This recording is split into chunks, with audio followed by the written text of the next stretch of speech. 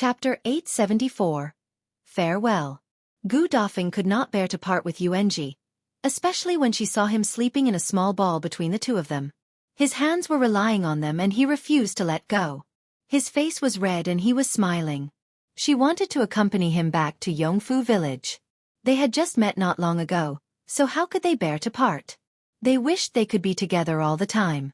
That wouldn't do. Yuanzi's studies were more important, and the father had to treat his legs here. She also had to sell wooden carvings to earn money. She couldn't leave. There were many customers in the prefectural city, so there was no need to worry about sales. There was probably no business in the county city. On the other hand, Bian Han looked at her and then at his son. After a long time he said, "Why don't you accompany Yuanji back to Yongfu village?" Gu Dafeng was surprised. "You? To visit Mulan?" Bian Mulan's grave was now in Yongfu village. Speaking of their daughter, the two of them fell silent again. Their hearts ached. Their young daughter was only 20 years old and had never enjoyed happiness in her life. Why did she? Gu Dafeng's eyes were filled with tears again, and her nose was blocked. She reached out and wiped her eyes fiercely. In a hoarse voice she said, "All right, I'll go back. I'll go see her and tell her that we're all fine. Tell her not to worry. Leave in peace. In our next life, she'll still be our daughter. Well, dote on her." Bian Han also said in a muffled voice, "I'll treat your leg when you come back. Then remember to eat well. That wheelchair is too heavy. Don't force yourself. Don't fall and hurt yourself again. You have to treat your legs as soon as possible and go back to Yongfu village to see Mulan. Take care of yourself too. Don't take care of Yuanji." "Okay." Even though they had only been apart for a few days, the two of them still talked for a long time. The next day, Yuanji realized that when his mother was packing for him, she had also packed her own things. They would only be back for a few days. There was no need to bring too many things. Gu Dafeng, on the other hand, brought a few wooden carvings with her, intending to burn them for Bian Mulan. The carriage was already waiting at the entrance of the courtyard early in the morning. This time, Shao Qingyuan would personally bring Yunshu and Yuanji back. He also had to return to the county city. Firstly, he wanted to ask Qin Wenjing about the Tao family situation, and secondly, he wanted to go back and collect herbs.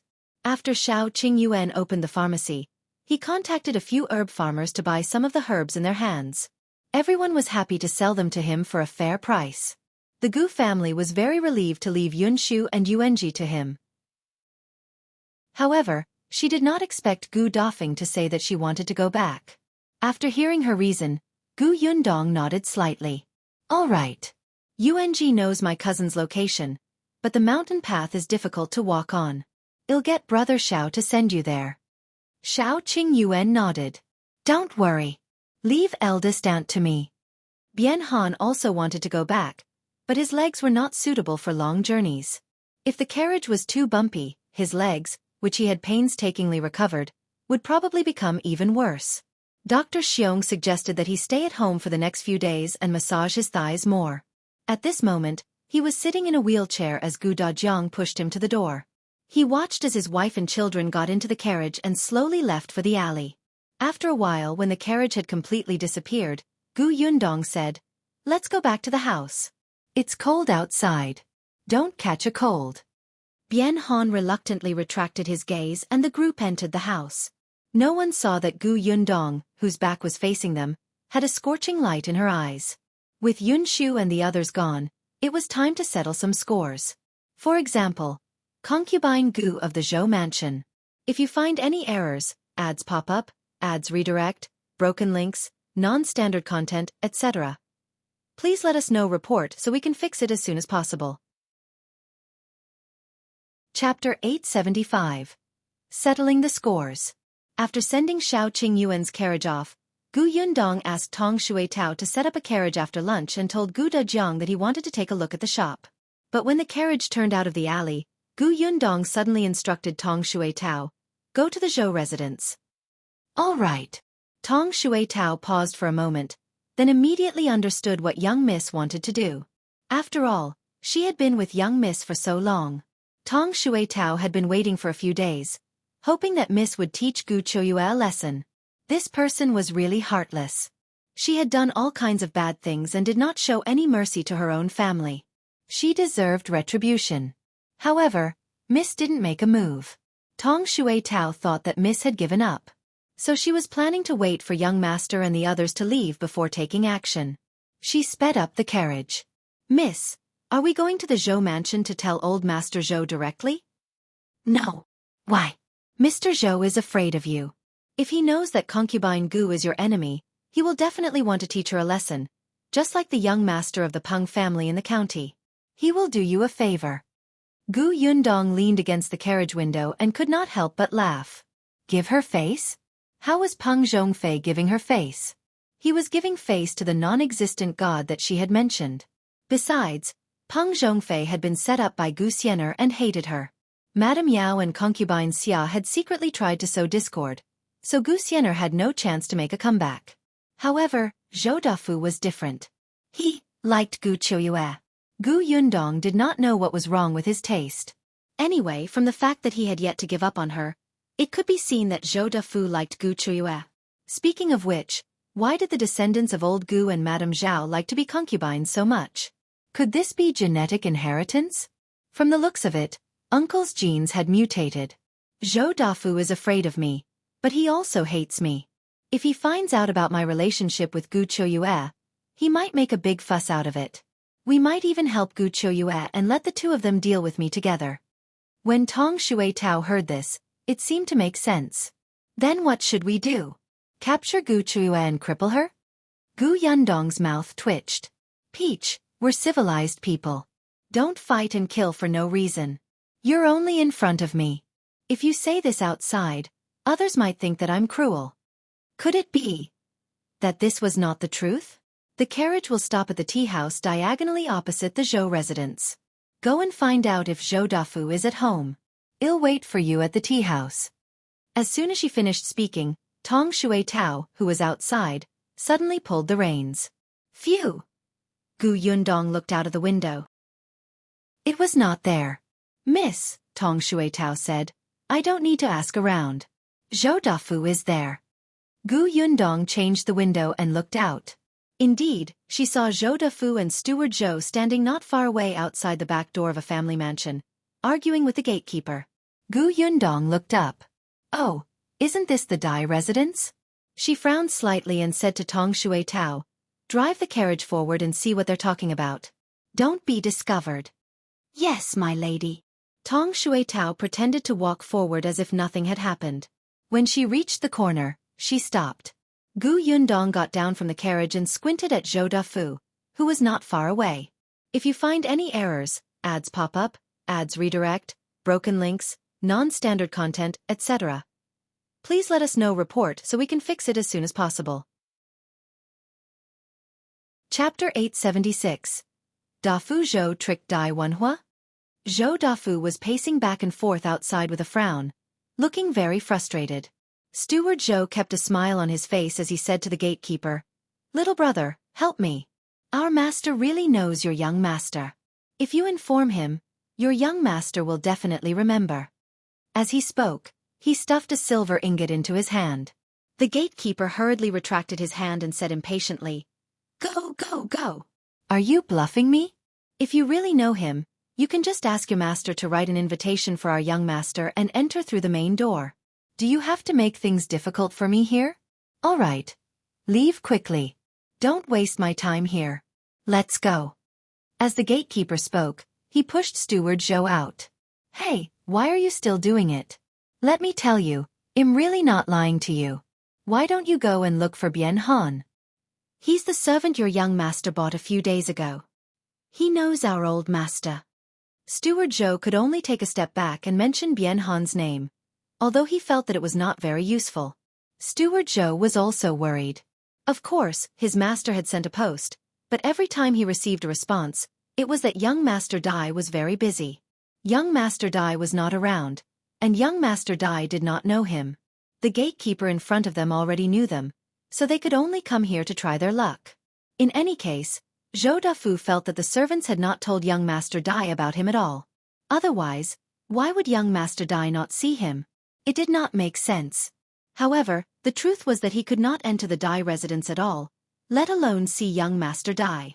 When Yundong saw this, he lowered his eyes and fell into deep thought. It seemed that because Wenhuo had bought her aunt and uncle, Zhou Dafu had indeed climbed up the ladder and started to build a relationship with him. In the end, she was the one who caused this trouble for Wenhuo. Should she cut off Zhou Dafu's hope? However, just as she thought about this, someone suddenly walked out of the door in a hurry. At first, this person didn't notice Zhou Dafu and his wife outside, so he didn't manage to avoid them in time and was seen by Zhou Dafu. Zhou Dafu's eyes immediately lit up, and he suddenly rushed forward. His speed was as fast as a rabbit, and it was completely disproportionate to his fat body. Guard Dai. Dai Zhong subconsciously dodged to avoid being hit by Zhou Dafu.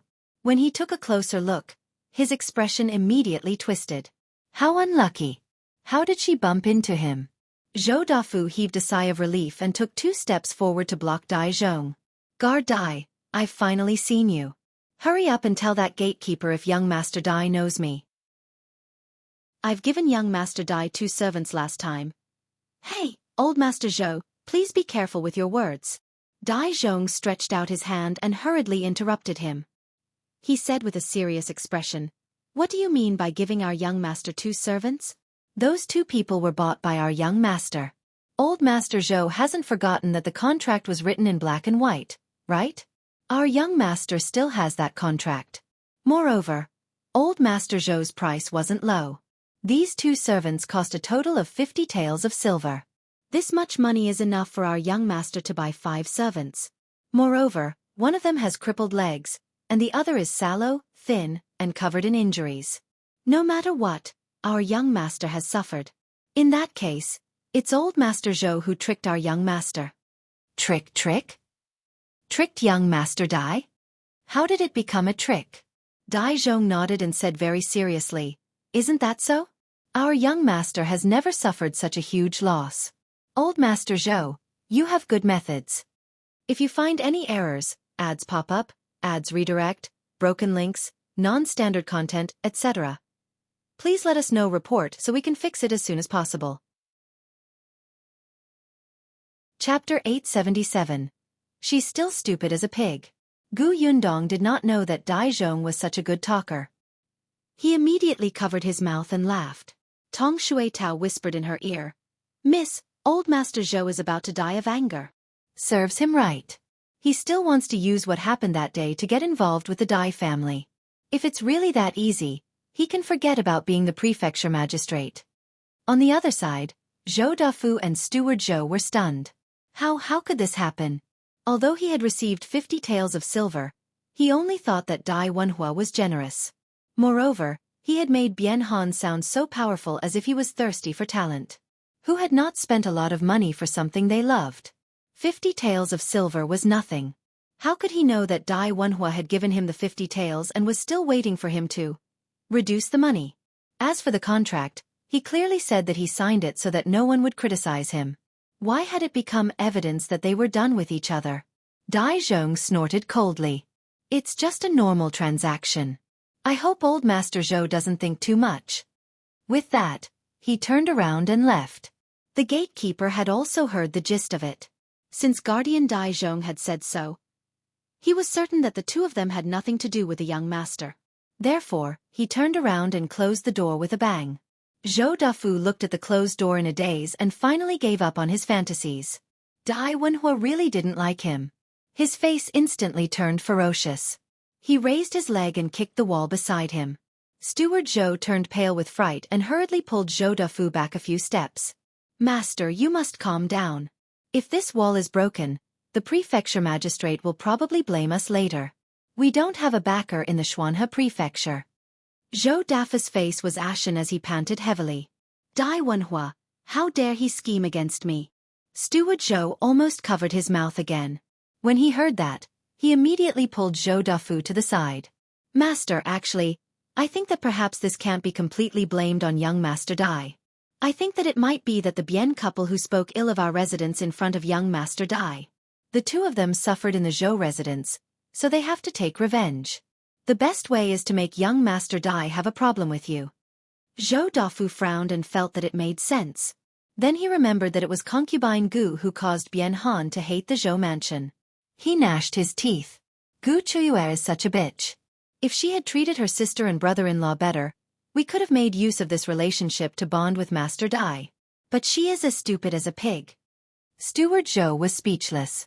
He suddenly slapped his mouth. Who told you to speak so quickly and mention something you shouldn't have? He quickly changed the topic and said, Master, what should we do now? What else can we do? Go back. Zhou Dafu turned around and walked back angrily. Yundong came out from the corner. Let's go and follow them. Yes, my lady. The carriage was too big of a target, so Tong Shuitao knocked on the back door of the Dai residence and asked the gatekeeper to help look after the carriage. The gatekeeper knew Yundong and immediately agreed. Yundong and Zhou Dafu followed. Initially, they thought that Zhou Dafu would return to the residence directly. They did not know what Steward Zhou had said, but when they reached the entrance of the tea house that Yundong had gone to, the two of them suddenly turned around and entered. Yundong looked up. After hesitating for a moment, she lowered her head slightly and went upstairs. If you find any errors, ads pop up, ads redirect, broken links, non-standard content, etc., please let us know report so we can fix it as soon as possible. Chapter 878. Strange Steward Zhou. Zhou Dafu's seat was in the corner. Yundong chose a seat where she could see them, but it was not easy for them to see her. Fortunately, there were many people coming and going in the tea house at this time, so no one paid much attention to them. Naturally, Zhou Dafu and his servant were the same. Yundong ordered a pot of tea, a stack of peanuts, a plate of cucumbers, and slowly ate with Tong Shuitao. There were even storytellers in the tea house. With a clap of the wooden stick, their voices were raised and immediately received cheers from the entire hall. Yundong had never heard of it before and was a little curious. On the other hand, Tong Shuitao was not very interested in this storytelling. This person spoke genteelly and liked to keep people in suspense. In the end, there were only a few familiar stories. They were not as good as the little stories that Miss had told young Master and the others. Hence, Tong Shuitao had been paying attention to Zhou Dafu and his servant the entire time. After Yundong listened for a while, Tong Shuitao suddenly said in surprise, Miss, why is old Master Zhou drinking? This is a tea house. He treats it as a tavern. If he wants to drink, why doesn't he go to a tavern? Drink. Yundong finally shifted his gaze to Zhou Dafu. As expected, Zhou Dafu was drinking. It was unknown if he was drowning his sorrows with alcohol. Steward Zhou, who was beside him, not only did he not stop him, he even persuaded him. Yundong narrowed her eyes. This was a little strange. There was also wine in the tea house, but it was suitable for drinking a few cups. After he gulped it down, it quickly attracted the waiter. He probably knew Zhou Dafu and went forward to persuade him. Zhou Dafu was frustrated and took 2 more big gulps. Steward Zhou pulled the waiter to the side and said softly, Our master is in a bad mood now. He'll just drink 2 more glasses. Don't worry. With me here to take care of him, even if he's drunk, he won't go crazy. The waiter frowned and wanted to say something, but Zhou Dafu suddenly tilted his head and fell unconscious. Yundong was speechless. Tong Shuitao chuckled. With his alcohol tolerance, he still has the cheek to drink? The waiter sighed and looked at Steward Zhou. Your master is drunk. It's better to send him back first. At least it was as he had said and they did not make a fuss. Steward Zhou immediately nodded. Don't worry, I'll help him back now. As he spoke, he grabbed his arm and placed it on her shoulder. He slowly stood up, and failed. After trying twice, Steward Zhou knelt back down. He laughed dryly at the waiter who hurriedly said, I'll help your master back with you. Steward Zhou refused without hesitation. No need, no need.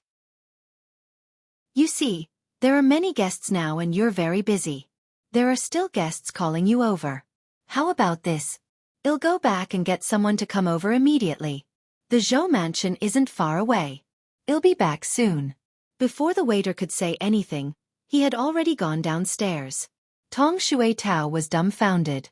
She said softly, Miss, what exactly is Steward Zhou doing? Why do I feel that something is wrong? He just left old Master Zhou there and ran off. Doesn't he care? Isn't he afraid that something will happen? Yundong also found it very strange. She got up and walked to the window, looking down. Steward Zhou had just run out of the tea house and even turned to look upstairs. Yundong hurriedly retracted her head and waited for Steward Zhou to run away before looking over again. But strangely, Steward Zhou was indeed running in the direction of the Zhou mansion. Chapter 879. Qiuyue is here. Yundong returned to her seat. Tong Shuitao hurriedly came over and asked, "Miss, how is it? What does Steward Zhou want to do?" "I don't know. Let's watch here first. He'll come back eventually." "Okay." Tong Shuitao looked at Zhou Dafu as she ate. Although Zhou Dafu's character was not good, he had a good behavior. Once he was drunk, he would lie on the table and sleep. It was fine if he did not cause trouble, but he did not even snore. Moreover, his hands and feet were well behaved and did not move at all. After nearly 15 minutes, Steward Zhou still had not returned. The waiter was a little worried. Seeing that there were not many customers, he almost ran to the Zhou mansion personally. Even Yundong thought that she had guessed wrongly and that Steward Zhou might not return. At this moment, Steward Zhou appeared. Not only him, but there were also 2 people following behind him. Yundong took a closer look. "Oh, isn't this Mrs. Ren?" Behind her is Qiuyue, who is disguised as a man. Tong Shuitao also recognized her and immediately widened her eyes. "Miss, it's Qiuyue." "I know. Quickly turn your head around."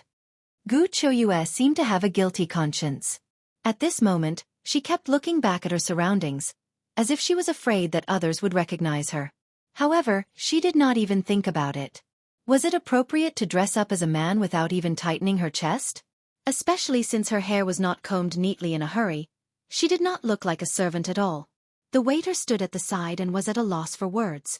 He thought that Steward Zhou had gone back to call for guards. What was the use of calling a weak woman back? Steward Zhou pretended not to see his gaze. Time was really tight, and most of the people in the snow-blowing garden were Mrs. Zhou's men. It was not easy to bring them out, so he could only disguise himself slightly. Although Qiuyue was a woman, she was stronger than most ladies and madams. At least, she was better than Mrs. Ran, who was old and frail. Therefore, even though Zhou Dafu was slightly plump, she and Steward Zhou supported him from both sides. There was also Mrs. Ran behind him, so there was no big problem. It was just a little strenuous. The waiter was also trembling in fear, afraid that the 2 of them would drop old Master Zhou, especially when they went downstairs. He had been leading the way. It was not until the 2 of them walked out of the tea house that the waiter heaved a sigh of relief. Yundong, who was on the 2nd floor, was deep in thought. She did not understand what was going on. What were Steward Zhou and Qiuyue up to? Since he wanted to send the drunk old Master Zhou back, Steward Zhou could have just found the concierge. Why did he have to do this? "Miss, what do they want to do? Could it be that they want to harm old Master Zhou and kill him for money?" Yundong glanced at her. "How is that possible?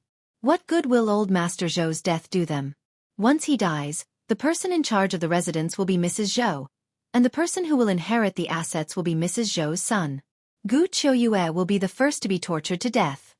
She paused. "Let's go and take a look." Tong Shuitao hurriedly put down the tea money and followed Yundong out of the tea house. The 2 of them quickly saw Zhou Dafu and the others walking in front. They supported someone and naturally walked slowly. However, not long after, Mrs. Ren suddenly took a few quick steps forward. Just as she was about to reach the Zhou mansion, she suddenly turned to the left.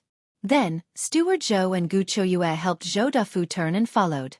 Yundong?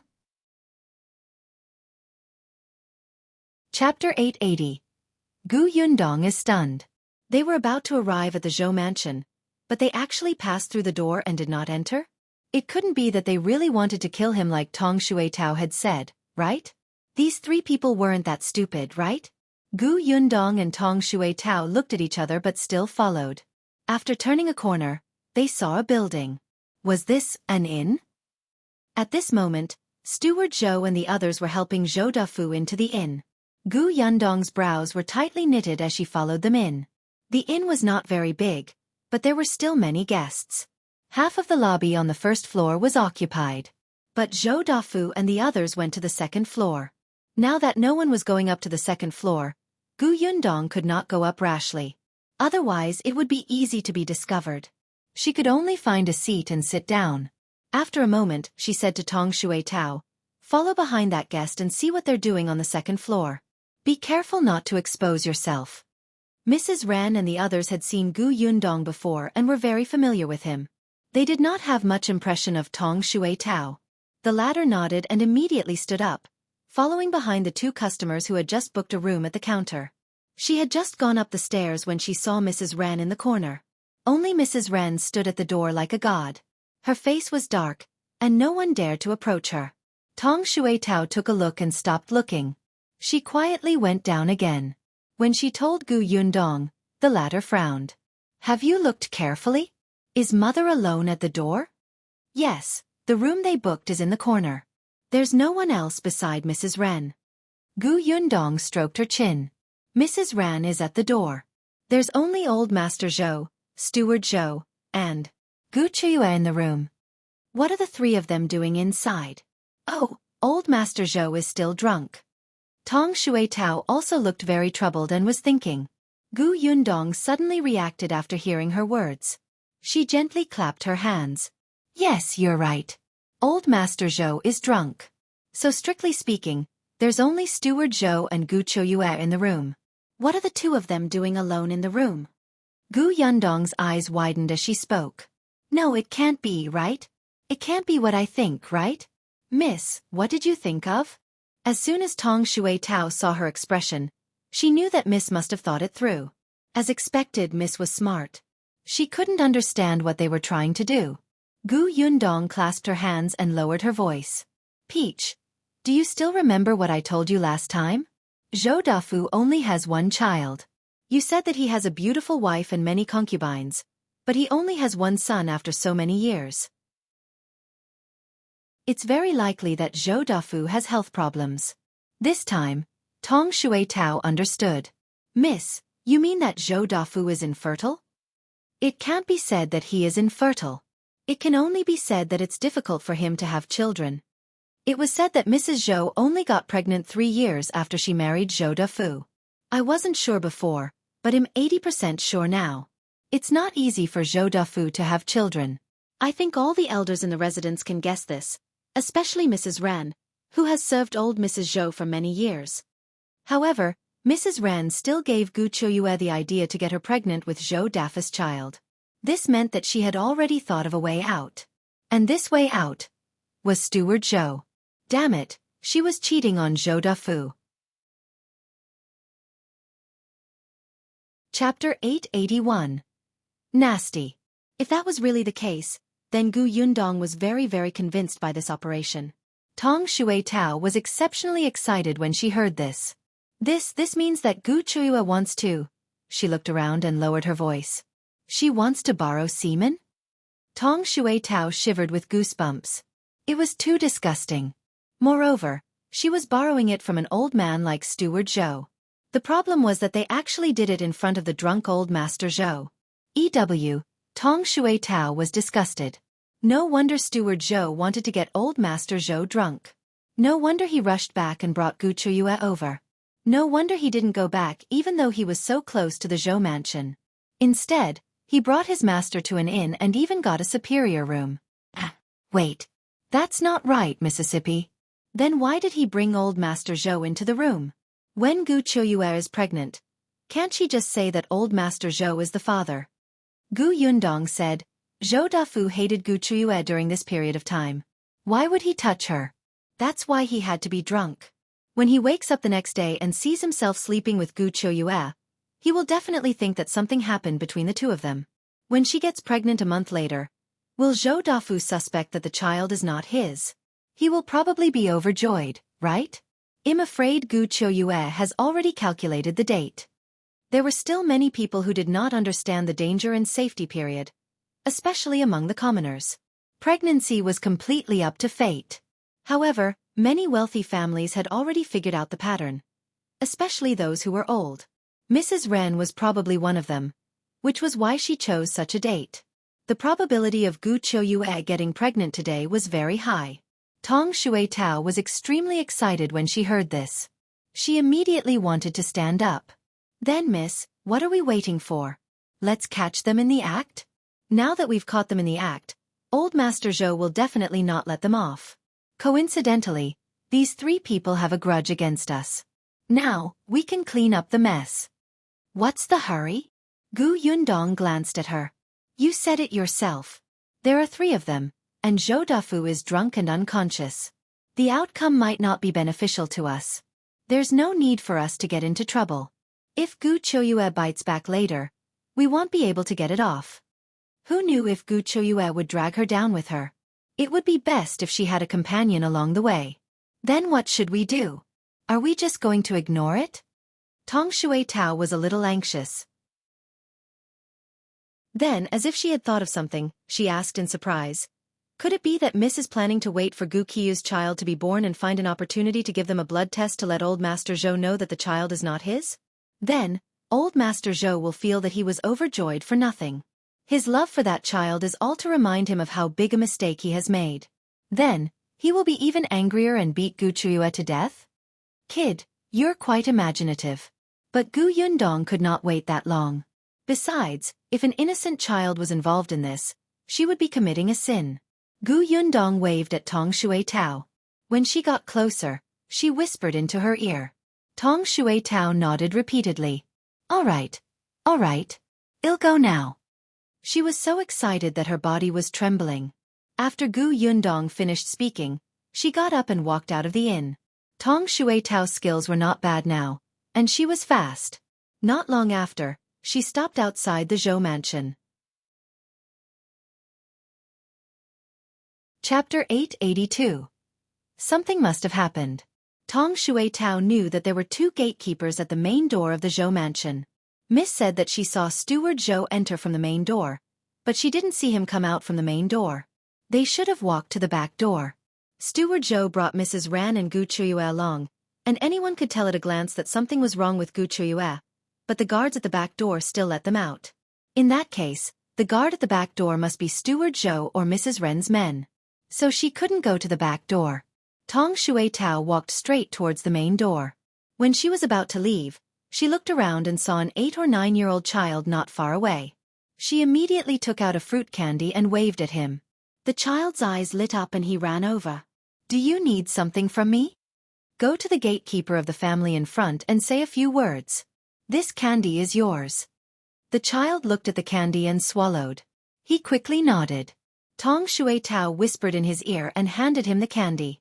The child hurriedly stuffed the candy into his mouth and ran towards the entrance of the Zhou mansion. He knocked on the door a few times.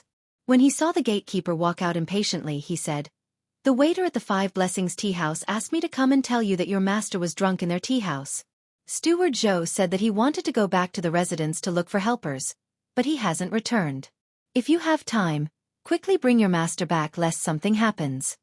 With that, the child licked the candy and ran away. The gatekeeper was still in a daze. When he came back to his senses, the child had disappeared. He frowned. The 5 Blessings tea house? Steward Zhou had returned earlier and was in a hurry. He did not even reply when the gatekeeper asked. The gatekeeper frowned and said to the other guard, Guard the door. I'll come back after taking a look. In any case, the tea house was not far away. If it was really Old Master, what if something happened? If he brought Old Master back, Old Master might even think highly of him. As he thought about it, the gatekeeper had already run off in a hurry. However, he didn't see Zhou Dafu at all in the tea house. The gatekeeper cursed in his heart. He must have been tricked by that child. Don't let him see him again, or he would definitely take off his pants and beat him up. However, before he left, he still asked the waiter. When the waiter heard that he was from the Zhou residence and that Old Master Zhou had not returned, he was shocked. How is that possible? Steward Zhou has already taken Old Master Zhou away. Old Master Zhou was indeed drunk and unconscious. It's been a long time. Could it be that he hasn't returned to the residence? The gatekeeper was stunned. There really was such a thing? However, he was the gatekeeper and did not see Steward Zhou return. They couldn't go through the back door, right? The back door was far away, so there was no reason not to use the main door. The gatekeeper had a bad feeling and asked a few more questions. The waiter said, Steward Zhou couldn't help him up alone. I originally wanted to help him send old Master Zhou back to the residence, but Steward Zhou said that there was no need. He went back to call for help, but in the end, he called 2 women and one of them was dressed as a manservant. It was also strange. The gatekeeper's eyes widened. What was Steward Zhou going to do? Oh no, something must have happened. The old master was drunk and was not brought back to the residence. He even brought 2 unfamiliar women with him. There was something fishy about this. The gatekeeper could not care less anymore and ran back to the Zhou mansion in a hurry. Chapter 883. Shock. As soon as he entered the door, the gatekeeper went to look for the butler in a hurry. The butler also felt that something was wrong. Could it be that Steward Zhou wanted to harm old master? He was also afraid and quickly went to report to Mrs. Zhou. Hearing the words, Mrs. Zhou sprang up from her chair. She was thinking more than the housekeeper.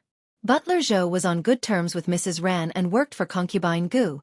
But now, Mrs. Su also thought of it and whispered into Mrs. Zhou's ear. Madam, the waiter at the tea house said that he brought 2 women there. Could these 2 be Qiuyue and Mrs. Ren? It must be them. Mrs. Zhou gritted her teeth. The gatekeeper didn't see Steward Zhou go out from the front door, so he must have gone out from the back door. Good, very good. I didn't expect these 2 to still have the strength to jump around. Nanny Su, get someone to tie up the old woman who was guarding the back door today, and go to Snow-Blowing Garden to see if Qiuyue brought old master to her place. Mrs. Su hurriedly did as she was told. Not long after, she came back panting with a look of panic on her face. Madam, Qiuyue didn't come back, and master didn't come back either. The old woman guarding the back door said that she would only let them out, but they didn't come back. They didn't come back? Mrs. Zhou was flabbergasted. She thought that Steward Zhou had taken advantage of the fact that old master was drunk to deliberately bring her back from the back door and send her to Qiyue's bed. Mrs. Zhou realized that the matter had become serious. After walking around the house twice, she said in a low voice, They haven't returned to the residence. Master is still drunk. Where are they taking master and what are they doing? Let me think. I have to think about where they will go. There are the same number of carriages in the stable, so they shouldn't be too far away. Qiuyue doesn't have anywhere else to go in the prefectural city.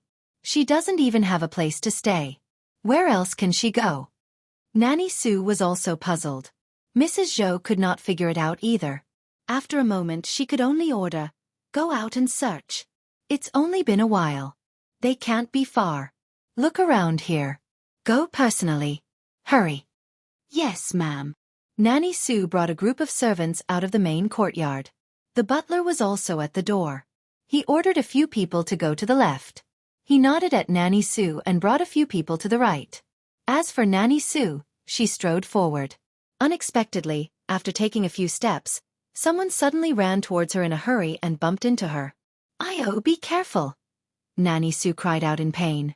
Just as she was about to scold someone, she felt something stuffed into her palm. She was stunned. Tong Shui Tao, who had bumped into her, had already lowered her head and apologized repeatedly in a low voice. I'm sorry. I had an urgent matter and offended you." Then, she ran away quickly. From the beginning to the end, Nanny Su did not have time to see her face clearly. She only knew that the other party was a woman and seemed to be quite old. Even after the stranger had run far away, she still stood rooted to the ground. Someone called out to her softly. Nanny Su suddenly came back to her senses, but she did not continue walking. She pinched the soft note in her palm and walked to the side before slowly unfolding it. With just one look, Nanny Su widened her eyes in shock and gasped in disbelief. "Nanny Su, what's wrong? Why do you look so pale all of a sudden?" An old woman beside her asked. However, Mrs. Su suddenly closed the note. After taking a deep breath, as if she did not believe it, she unfolded the note and read it again. Chapter 884. Catching Adultery. The next moment, Nanny Su made a prompt decision and said to the old woman beside her, "Call those two groups back. There's no need to search." "Why is that?" Nanny Su did not explain further. She only hurriedly said, I'll go back to the residence first. Then, she returned to the Zhou mansion and did not dare to stop for a moment to look for Mrs. Zhou in the main courtyard. She handed the note to Mrs. Zhou. The latter took a look and was equally shocked. Is what this says true? Well, no, once we take a look. Mrs. Zhou suddenly stood up. There was anger on her face, but there was also a faint joy. She took a deep breath and asked Nanny Sue, "The butler is back?" "He's back." "All right, let's go. Bring him along." The butler was deeply trusted by Zhou Dafu. With him as a witness, it did not matter even if old master was drunk and unconscious. Actually, the more convenient and suitable candidate was Ah Feng. Unfortunately, Ah Feng and Ah Hai were not around today. That's right. Because they weren't around, Steward Zhou acted today. Nanny Sue put a cloak on Mrs. Zhou and the group strode out. When they walked out of the door, they happened to meet the butler who had returned. Mrs. Zhou said, "Someone saw Mrs. Ren going to Auspicious Inn in a hurry. I don't know what she's up to. Come with me to take a look." "Yes, ma'am." The group hurried to the Auspicious Inn. Not far away, Tong Shui Tao, who had been observing them, ran away first. She took off her coat and ran straight to the inn. She sat in front of Gu Yundong and said excitedly, "Miss, your guess is right." As expected, the person at the main gate went to report to Mrs. Zhou. Then, Nanny Sue personally came out to look for her. "According to what you said, I stuffed the note into her hand. At this moment, Mrs. Zhou is bringing people over." Gu Yundong nodded. If she wanted to tell Mrs. Zhou about this, she had to go through her trusted aide, Nanny Sue. Unfortunately, it was not easy for Gu Yundong to enter the Zhou mansion, so she took a detour to let them discover that old Master Zhou and the others had disappeared. "Miss, what should we do now?" Tong Shui Tao asked softly. "What if Mrs. Ran is guarding the door and Mrs. Zhou and the others come over? What if Mrs. Ran informs them?" "It's fine. Mrs. Zhou is not stupid." Even if she was really stupid, there was still Gu Yundong. Tong Shui Tao was relieved. She held the teacup and took a sip of water. Then, Mrs. Zhou came in with Nanny Sue and the butler. Other than them, there were also a few people who came in. The waiter of the inn saw that they were coming aggressively and was about to ask when Nanny Sue stuffed silver into his hands. Then, she said that the servants in the residence had stolen the property of the residence and hid here. They were here to arrest them. The waiter looked at the silver and did not ask further. Mrs. Sue said to an unfamiliar old woman, "Go up and take a look.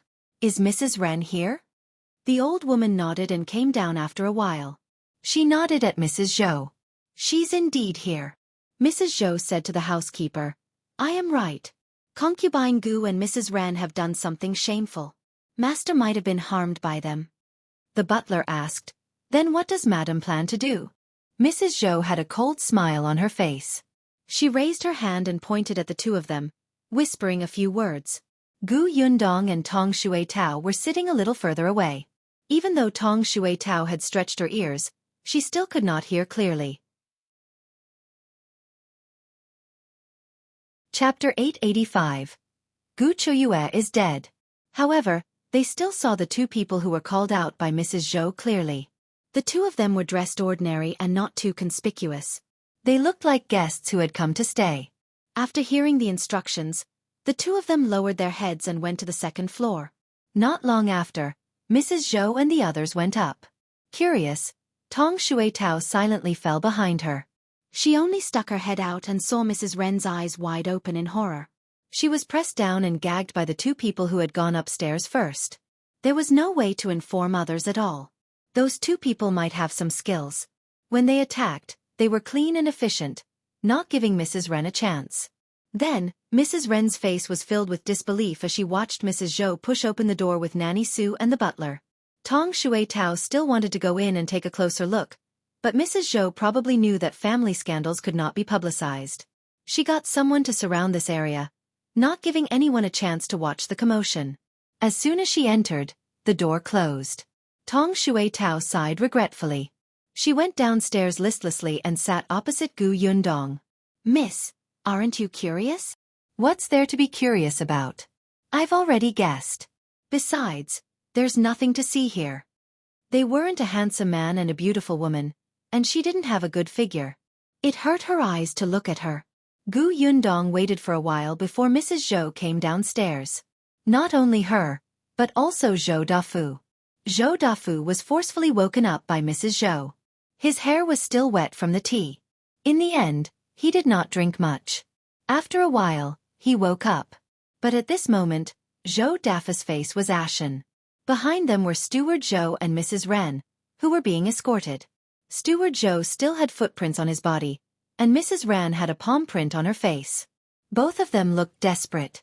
On the other hand, Qiuyue tilted her head and seemed to be unconscious. Just like that, she was dragged out by the two old women. The group of people hurriedly left the auspicious inn without even looking at the lobby downstairs.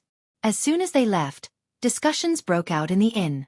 Isn't this the old master of the Zhou mansion? What happened? I heard that a maidservant stole their things and ran away. Mrs. Zhou came to arrest her. Wow, that must be a treasure. Otherwise, why would old Master Zhou and Madame Zhou come personally? Was old Master Zhou here? What do you think was stolen? It was unknown what had been stolen, but that night, the Zhou mansion was robbed. It was said that the thief went to the Zhou mansion to search first. The next day, the news of old Master Zhou being cheated on by his concubines spread on the street. It was the thief who found out. When he went to the Zhou mansion, he happened to see Zhou Dafu dealing with concubine Gu. It was said that Steward Zhou and Mrs. Ren were both beaten 50 times each. However, halfway through the beating, the two of them couldn't hold on and died. Zhou Dafu wanted concubine Gu to pay with her life. These days, adultery was a serious crime, especially when concubine Gu was a concubine. Concubine Gu refused, and somehow, she bumped into a pillar, and then she was gone.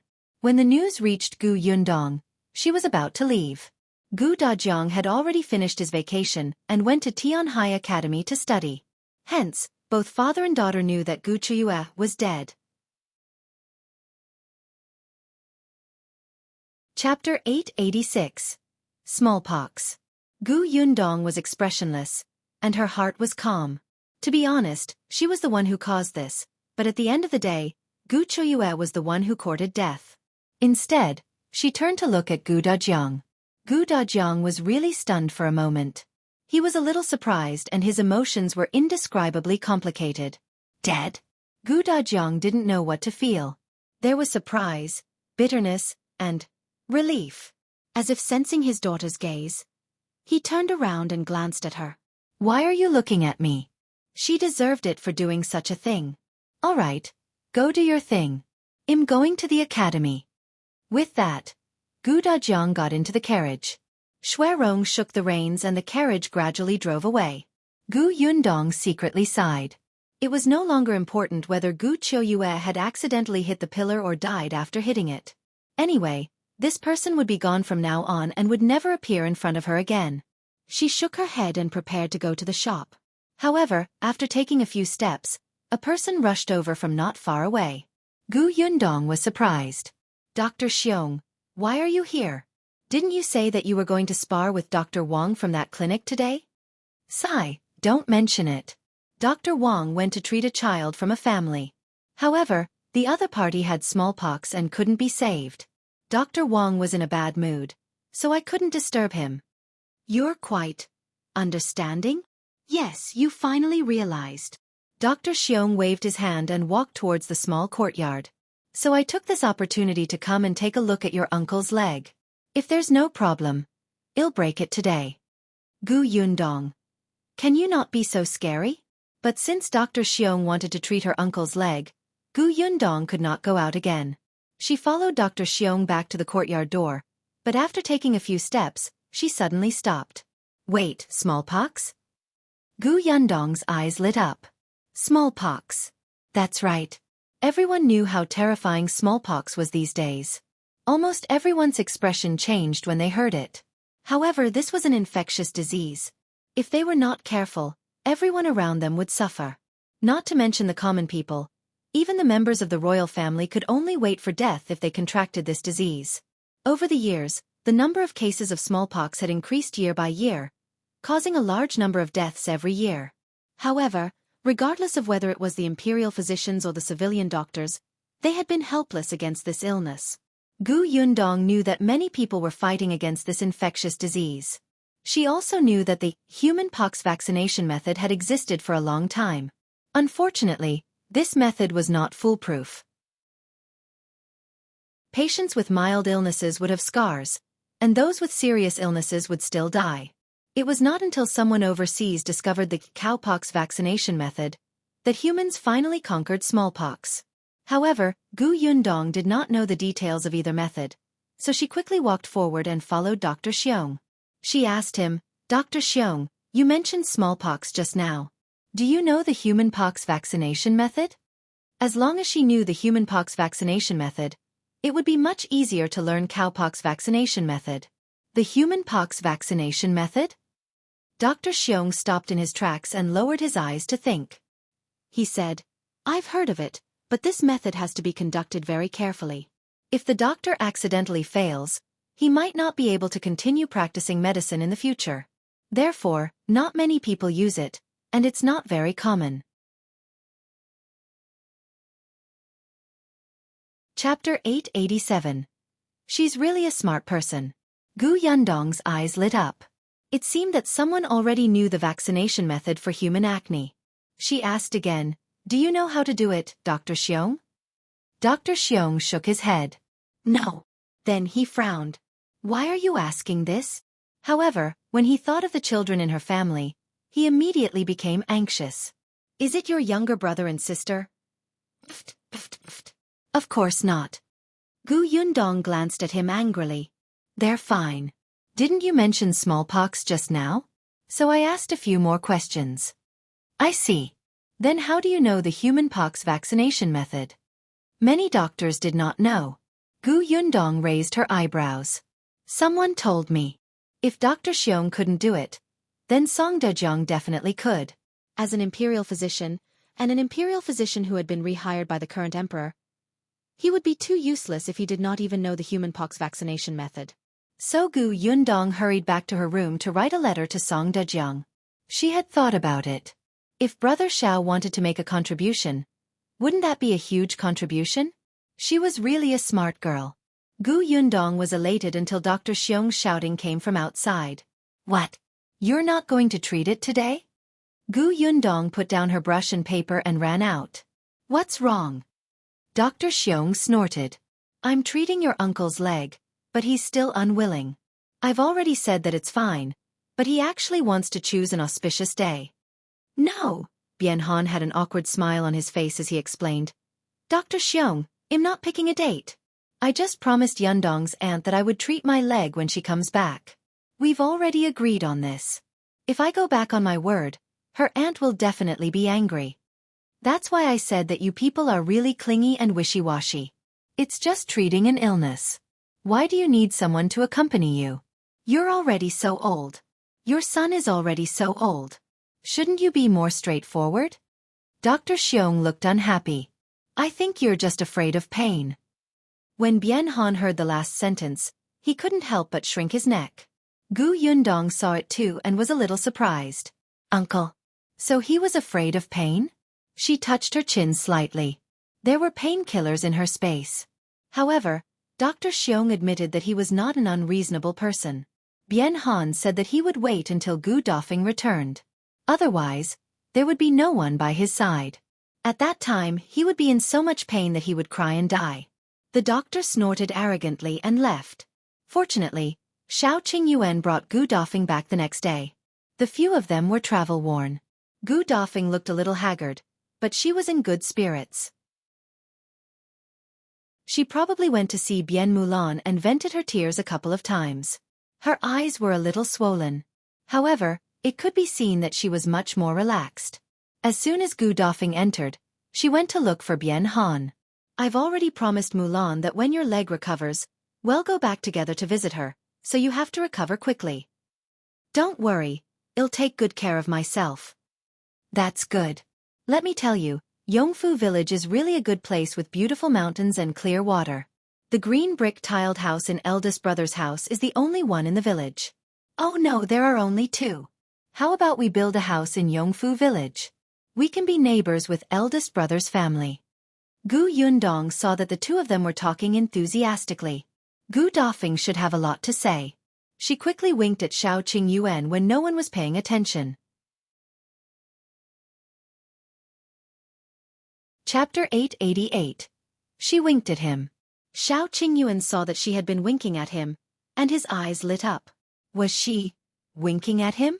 He quickly followed her and the two of them walked into the central room to talk. Did everything go smoothly these few days? Gu Yundong asked.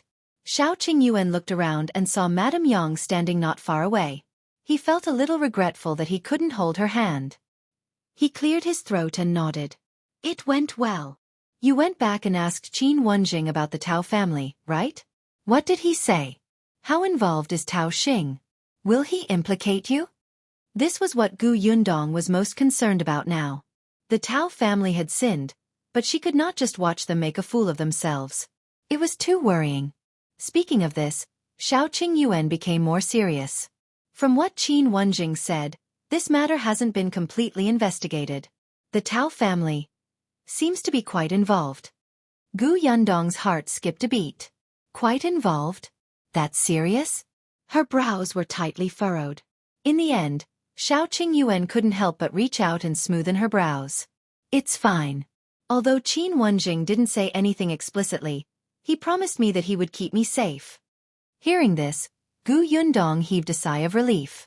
Since Qin Wenzheng said such things, he definitely knew what to do. However, they couldn't just rely on others. She felt uneasy that they didn't have a plan B. You don't have to worry too much. Qiuyue didn't want her to worry too much, so he changed the topic as if nothing had happened. Is everything all right at home these few days? I heard that Qiuyue is gone? After Qiuyue entered the city, he first transported the herbs to the shop. Zhou, who was in the shop now, quietly told him about this. Gu Yundong nodded. She's gone. She did not say anything else. The family is doing well. My father has also returned to school. Speaking of which, the flowers that my mother grafted have been raised. I don't know what the flowers will look like in the future. I'll only know when spring comes next year. By the way, Dr. Xiong came over yesterday. He originally wanted to treat Uncle's leg yesterday, but Uncle did not agree. He said that he had to wait for my eldest aunt to come back. At the mention of Dr. Xiong, Qiuyue couldn't help but shake his head and ask, has he gone to other clinics to look for a doctor these few days? Why not? He had an appointment with Dr. Wang yesterday. Unfortunately, Dr. Wang was treating a child, but that child had smallpox and was gone. Dr. Xiong did not disturb him. Gu Yundong sighed. Speaking of which, smallpox is really worrying. The day before yesterday, I went to a farm outside the city and saw that there was smallpox on the cow. I was shocked. Fortunately, an aunt said that it was not smallpox, but cowpox. Because the milk tea shop needed a large amount of milk, Madame Dai and Ye Shuang bought a few cows near the Xuanhe prefecture and specially found a place to raise them. They even hired farmers who were already skilled to take care of these cows. Fortunately, the disease of cowpox is much lighter than smallpox. Although it can also infect people, they won't die after they get infected. By the way, I heard that those who have had cowpox don't have smallpox. Don't you think it's magical? Qiuyue was originally quietly listening to her talk about trivial matters, but when he heard this, he suddenly paused. You're saying that people who have cowpox won't have smallpox anymore? Gu Yundong nodded. That's right. Those ants had it before. Even some of their own children had cowpox, but they were fine. Chapter 889. When will you get married? Qiuyue's pupils constricted slightly, and his expression became thoughtful. Gu Yundong secretly looked at him and did not disturb him. After a while, he heard him say, there's a way to prevent smallpox, but this method can't guarantee that nothing will go wrong. According to you, if the person with cowpox is fine, can't we change the smallpox to cowpox? Gu Yundong pursed his lips. I knew it. He really thought of it at once. Gu Yundong's eyes lit up and she said in surprise, that's right. Why didn't I think of that? If it succeeds, will we not have to be afraid of this illness in the future? Qiuyue's eyes were also shining. If that was the case, this was a huge matter that would benefit the country and the people. His hands trembled slightly, and he was a little tempted. For the first time, he had such a strong desire to do something. Xiao Qingyuan turned around and met Gu Yundong's happy expression. He suddenly smiled and reached out to pinch her cheek. "You're reminding me on purpose, right? Actually, you could have told me directly. There's no need to beat around the bush." He sounded so certain that it would be too much for Gu Yundong to deny it. However, she still said righteously, "How is that the same? If I had told you directly, how could it have been as fulfilling as what you found out yourself? Besides, I really don't know anything about medicine. I don't know the cowpox vaccination method and the human pox vaccination method either. I just thought of this possibility. It can only be said that the two of us have telepathy and thought of it. As for the outcome, I'm not sure." Xiao Qingyuan's expression changed slightly. "Is that so?" Gu Yundong nodded affirmatively. "Yes, so how do we do it? Or do you want to do it yourself? I can't help much." This was true. She only knew about the cowpox vaccination method, but she did not know the details. She had also flipped through the spatial storage last night, but unfortunately, she could not find any books on this topic. "What are you going to do next?" The smile on Xiao Qingyuan's face deepened. "I'll go to the cow farm another day. It's not just the cow farm near the Xuanhe prefecture. I also want to know the other places. If no one has died from the cowpox, I can give it a try." "All right, if the cowpox vaccination method is indeed feasible, you will have made a great contribution. When the time comes, show this method to the emperor. Even if the Tao family commits a heinous crime, your contribution will not be erased. No one can touch you." Gu Yundong felt that she had resolved the important matter in her heart. He felt relieved. Xiao Qingyuan looked at her with a burning gaze. He didn't say anything and reached out to hug her tightly. "Thank you." No one had ever done this for him. Gu Yundong's eyes curved into crescents. From the corner of her eye, she noticed Madame Yang staring at them with wide eyes. Afraid that her voice would attract others, Gu Yundong quickly took a small step back and said, I didn't do that for you. I did it for the people of the world." She was actually embarrassed to the point of stuttering. Why was she so cute? Xiao Qingyuan was tempted. "I know you're kind-hearted. When will you agree to marry me?" Gu Yundong was speechless. What did this have to do with marriage? No matter how kind-hearted she was, she could not agree to marriage so easily, right? She glared at him and suddenly laughed. "As long as you can convince my father, well, get married." Well, this was a little difficult. As Xiao Qingyuan was thinking, a raised voice suddenly came from outside. Chapter 890. Ingratiating to Eldest Aunt Gu. "Brother, why are you like this? Where are your clothes? Aren't you afraid of freezing to death if you wear so little? How old are you? Do you know how to take care of yourself?" This was Gu Daifeng's voice. From the sound of it, Gu Dajiang must have returned from school. As expected, his voice sounded. "It's fine. It's not cold in the carriage. I ran for a while on the way back. I'm warm. Then you should put on your clothes. Hurry up. If you catch a cold later, you won't even need to go to the academy." Gu Dajiang had no choice but to put on his coat. In the house, Xiao Qingyuan's eyes flickered as he listened to the siblings' conversation. His future father-in-law seemed to listen to eldest aunt? That made sense.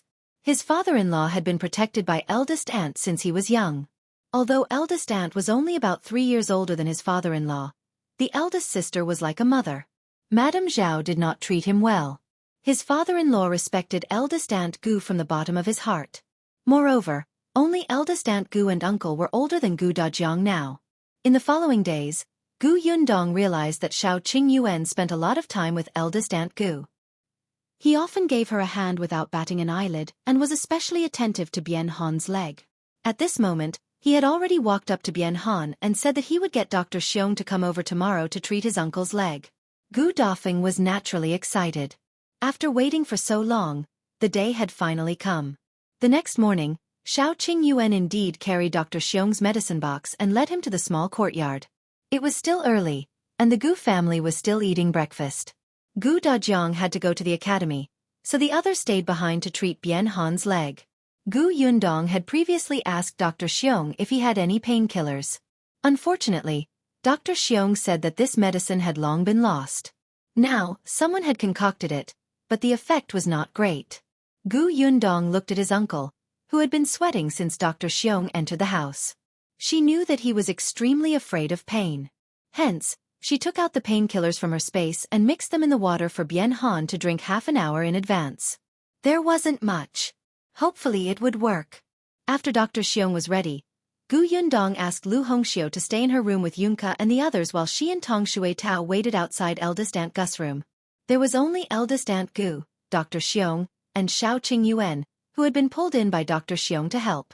Bien Han grabbed Gu Daifeng's hand tightly and did not even dare to look at his leg. Dr. Xiong squatted down to take a look before saying to Xiao Qingyuan, "You do it." Xiao Qingyuan. "It has to be you.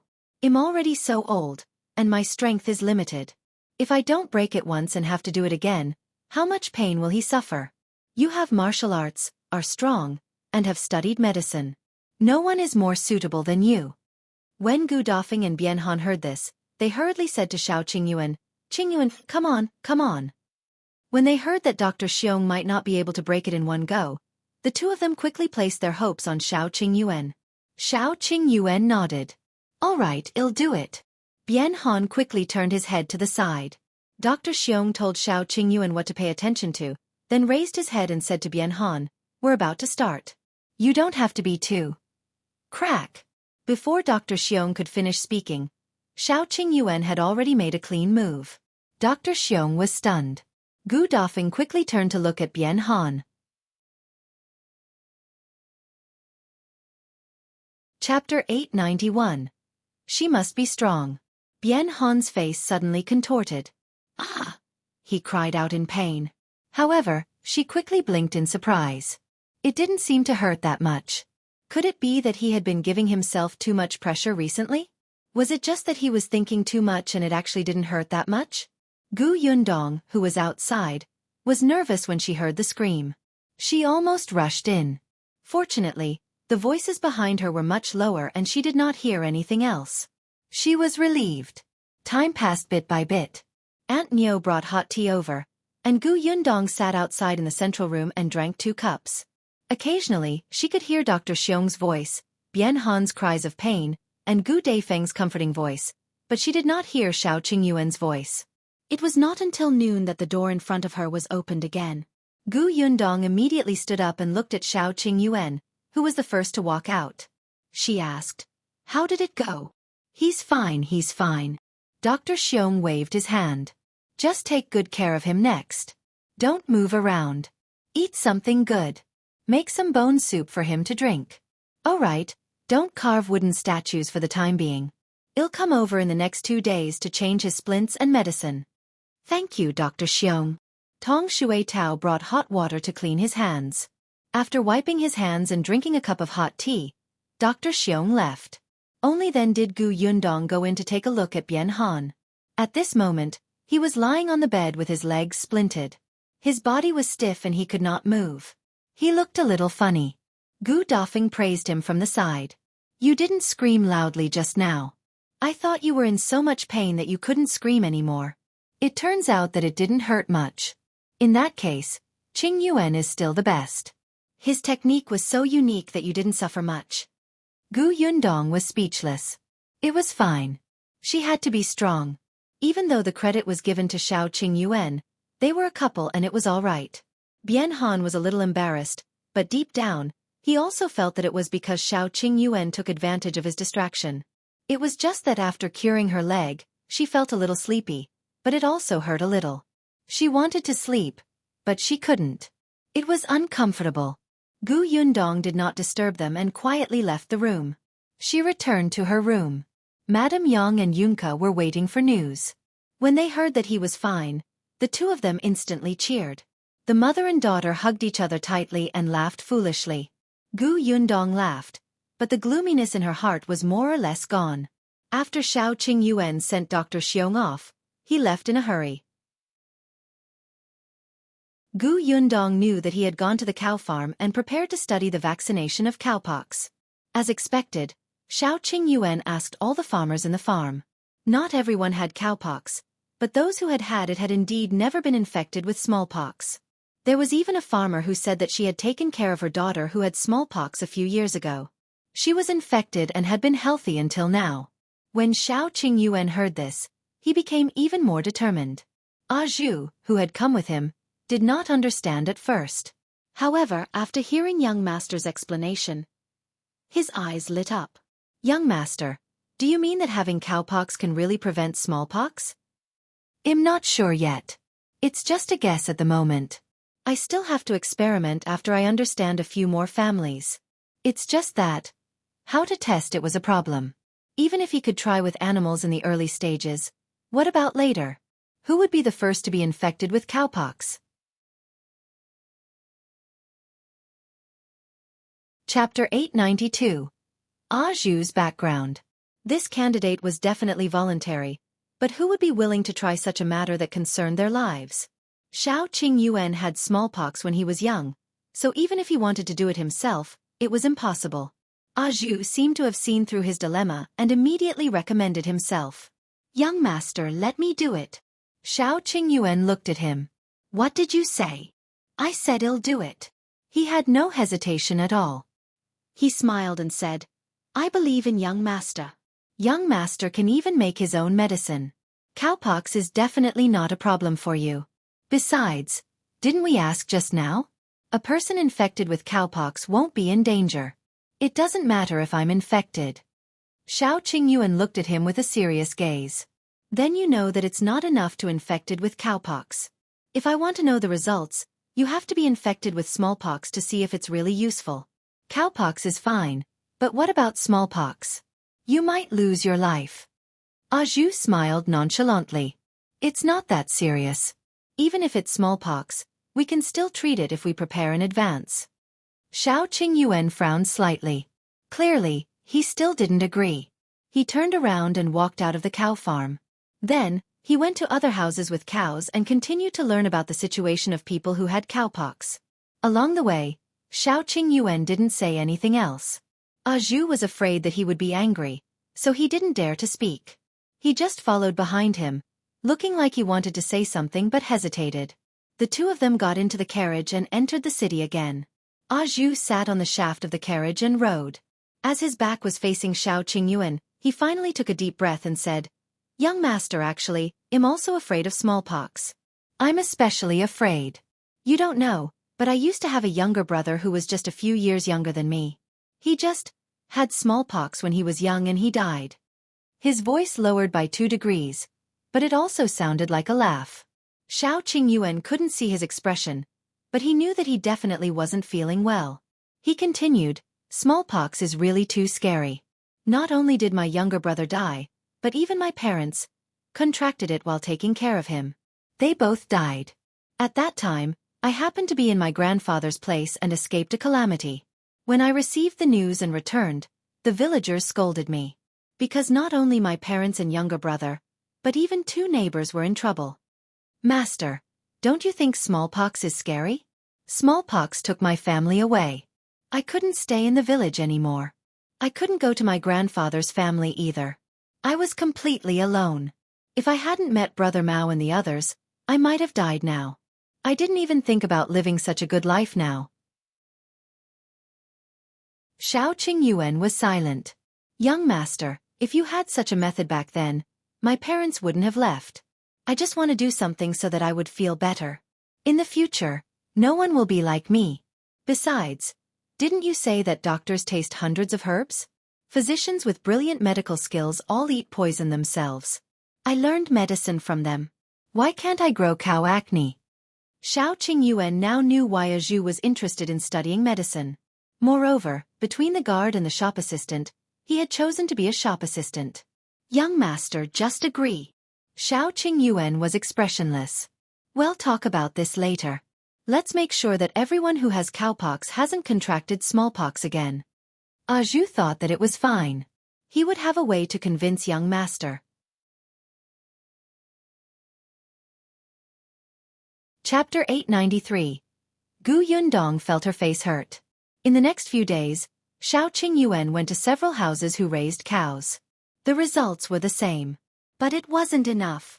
Perhaps geographical location was also relevant. They had to understand not only the entire Xuanhe prefecture, but also other places. Xiao Qingyuan would only take action after confirming that the other prefectural cities were in the same situation. However, there was no time now because his pharmacy was finally going to open. Unlike Gu Yundong's Gus, the pharmacy was not publicized with great fanfare. That was not right. Dr. Xiong was the only one who went to promote the pharmacy. Over the past few days, he had visited almost all the medical centers in the Xuanhe prefecture city. In Dr. Xiong's words, the doctors in this prefecture city are so knowledgeable and broad-minded. Especially those doctors in the big medical centers, they are still very willing to spar with me. They won't be angry even if they lose.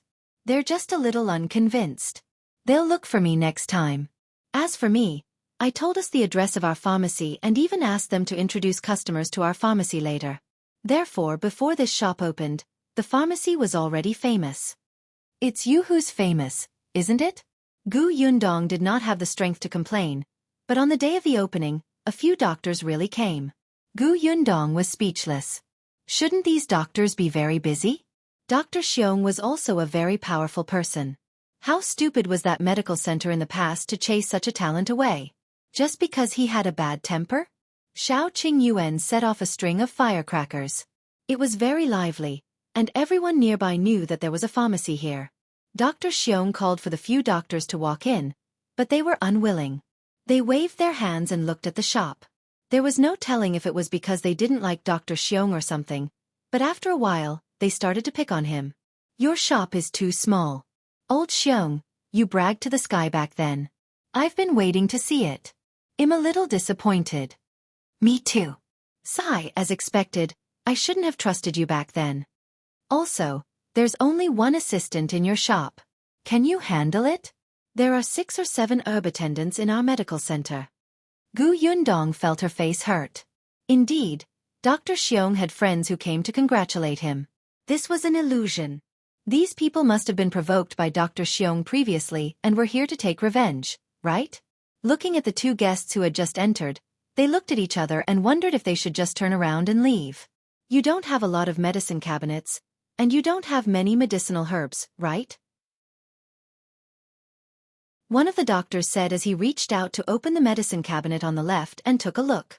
In the next moment, his eyes suddenly paused and he shouted, "Old Xiong!" The others were shocked. What's wrong, what's wrong? Why are there so many herbs? Old Xiong, where did you buy the herbs in your pharmacy? The others came over to take a look. The doctor had already opened the medicine cabinet beside him. This is also full of boxes. Old Xiong, do you still have these herbs in the storeroom? Our medical center is very short of them. Hurry up and prepare some for me. Me too, us too. After the others took a look, they immediately fought to be the first to shout. One by one, they opened a few medicine cabinets and saw a few more precious and rare medicinal herbs. Their eyes immediately lit up like wolves seeing meat. They wished they could bring all the medicinal herbs in these medicine cabinets home. The customers in the pharmacy were all stunned. Were these doctors really the doctors from the medical centers they knew?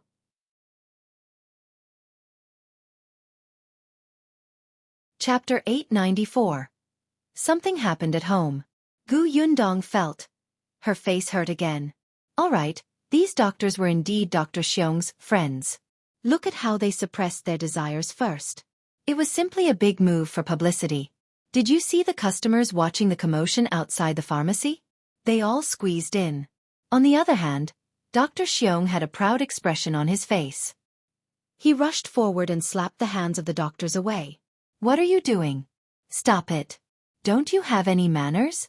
How can you open the medicine cabinets in other people's shops casually? If our medicine shop is missing something, will you be responsible? The doctor who was the first to make a move was a little embarrassed. They were indeed here to make Dr. Xiong uncomfortable. Who asked Dr. Xiong to be so disrespectful in the past? However, they really liked medicinal herbs too. Now that they saw these medicinal herbs, all of them seemed to have been injected with chicken blood. They did not care about anything else and only wanted to quickly obtain them.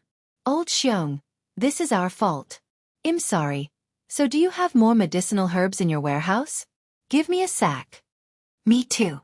I want a sack too. Me too. Me too. Everyone looked at the last person who spoke. This person should be a guest who had just entered. He did not know the situation yet, but seeing that everyone was fighting to be the first to ask for something, he quickly echoed. Dr. Xiong's mouth twitched. What do you want? Are you guests of our shop? No, so these herbs are not for you. All right, move aside. I'm going to entertain the guests. Hey, old Xiong, don't say that. We're guests here today. Really? Dr. Xiong glanced at them from the corner of his eye. Sure. You're buying medicine, right? Bring the prescription over. If there's a prescription, I'll make the medicine. The few of them looked at each other.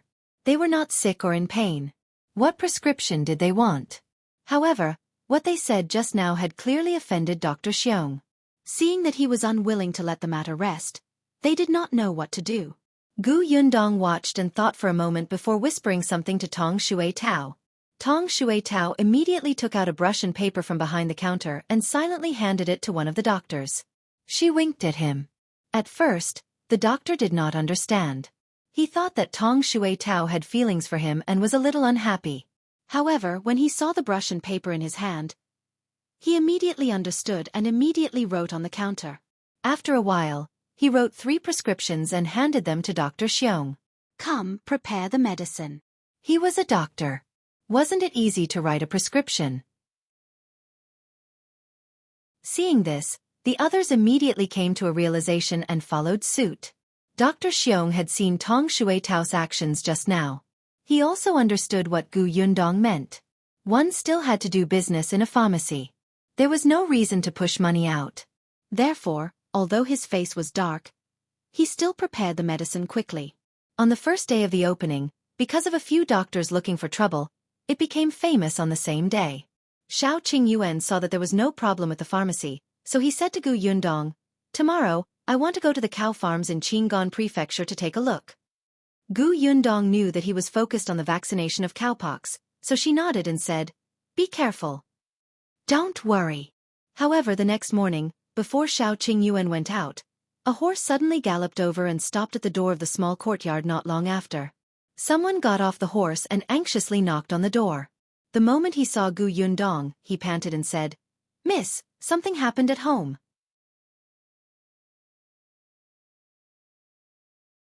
Chapter 895. Someone wants to kill Yunshu. The person who came was an acquaintance called Zhou. He was the escort that Xiao Qingyuan had invited to teach a Mao and the other 3 martial arts. His frown was very serious and Gu Yundong's heart skipped a beat. What happened? Zhou looked around. Xiao Qingyuan understood and quickly got Lu Sheng to settle the horse first. Then, he led him through the door, blocking the neighbors from peeking out when they heard the commotion. After entering, the 3 of them went straight to the central room. Zhou didn't see Gu Dajiang. He should have gone to the academy, but Gu Dafeng and the others were there. Hence he lowered his voice and whispered, "Someone wants to kill young Master Yunshu." "What did you say?" Gu Yundong suddenly looked up. Her expression changed drastically as she asked anxiously, "How is Yunshu now?"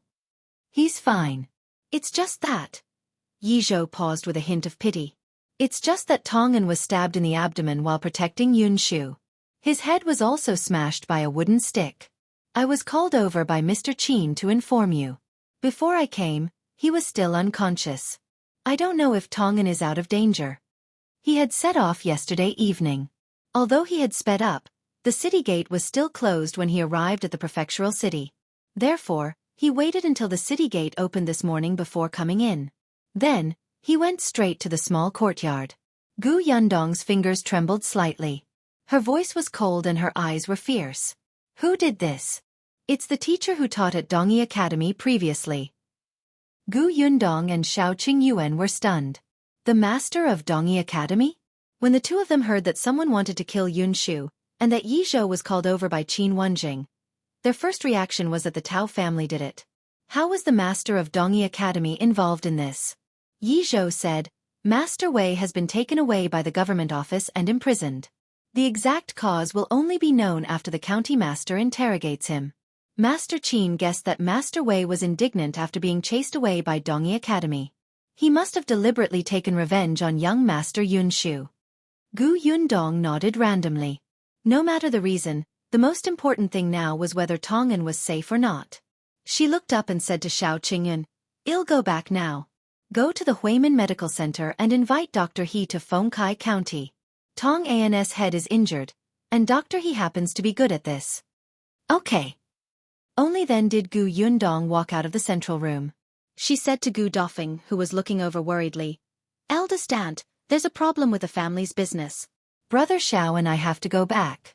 Help me take care of my mother and the rest. When my father comes back, just tell him." "Is everything all right?" Gu Dafeng asked worriedly. Gu Yundong shook her head. "It's fine. I can handle it." It was better not to let others know about this for the time being. The exact situation was still unclear, so it was best to prevent them from worrying. Zhou must have received instructions from Qin Wenzheng to tell the two of them alone. With that, Gu Yundong left with Tong Shui Tao. Xiao Qingyuan let Zhou rest for a while and immediately led the carriage straight to Huimin Medical Center. Gu Yundong and Tong Shui Tao went straight to Fengkai County. They left early, but it was already afternoon when they arrived at Fengkai County. Due to the proximity, Gu Yundong went straight to the county town's Gus and found Zhuangzi. Zhuangzi definitely knew about such a serious matter. As expected, when she arrived at the shop, Zhuangzi hurriedly came out to welcome her. "Boss, you're back."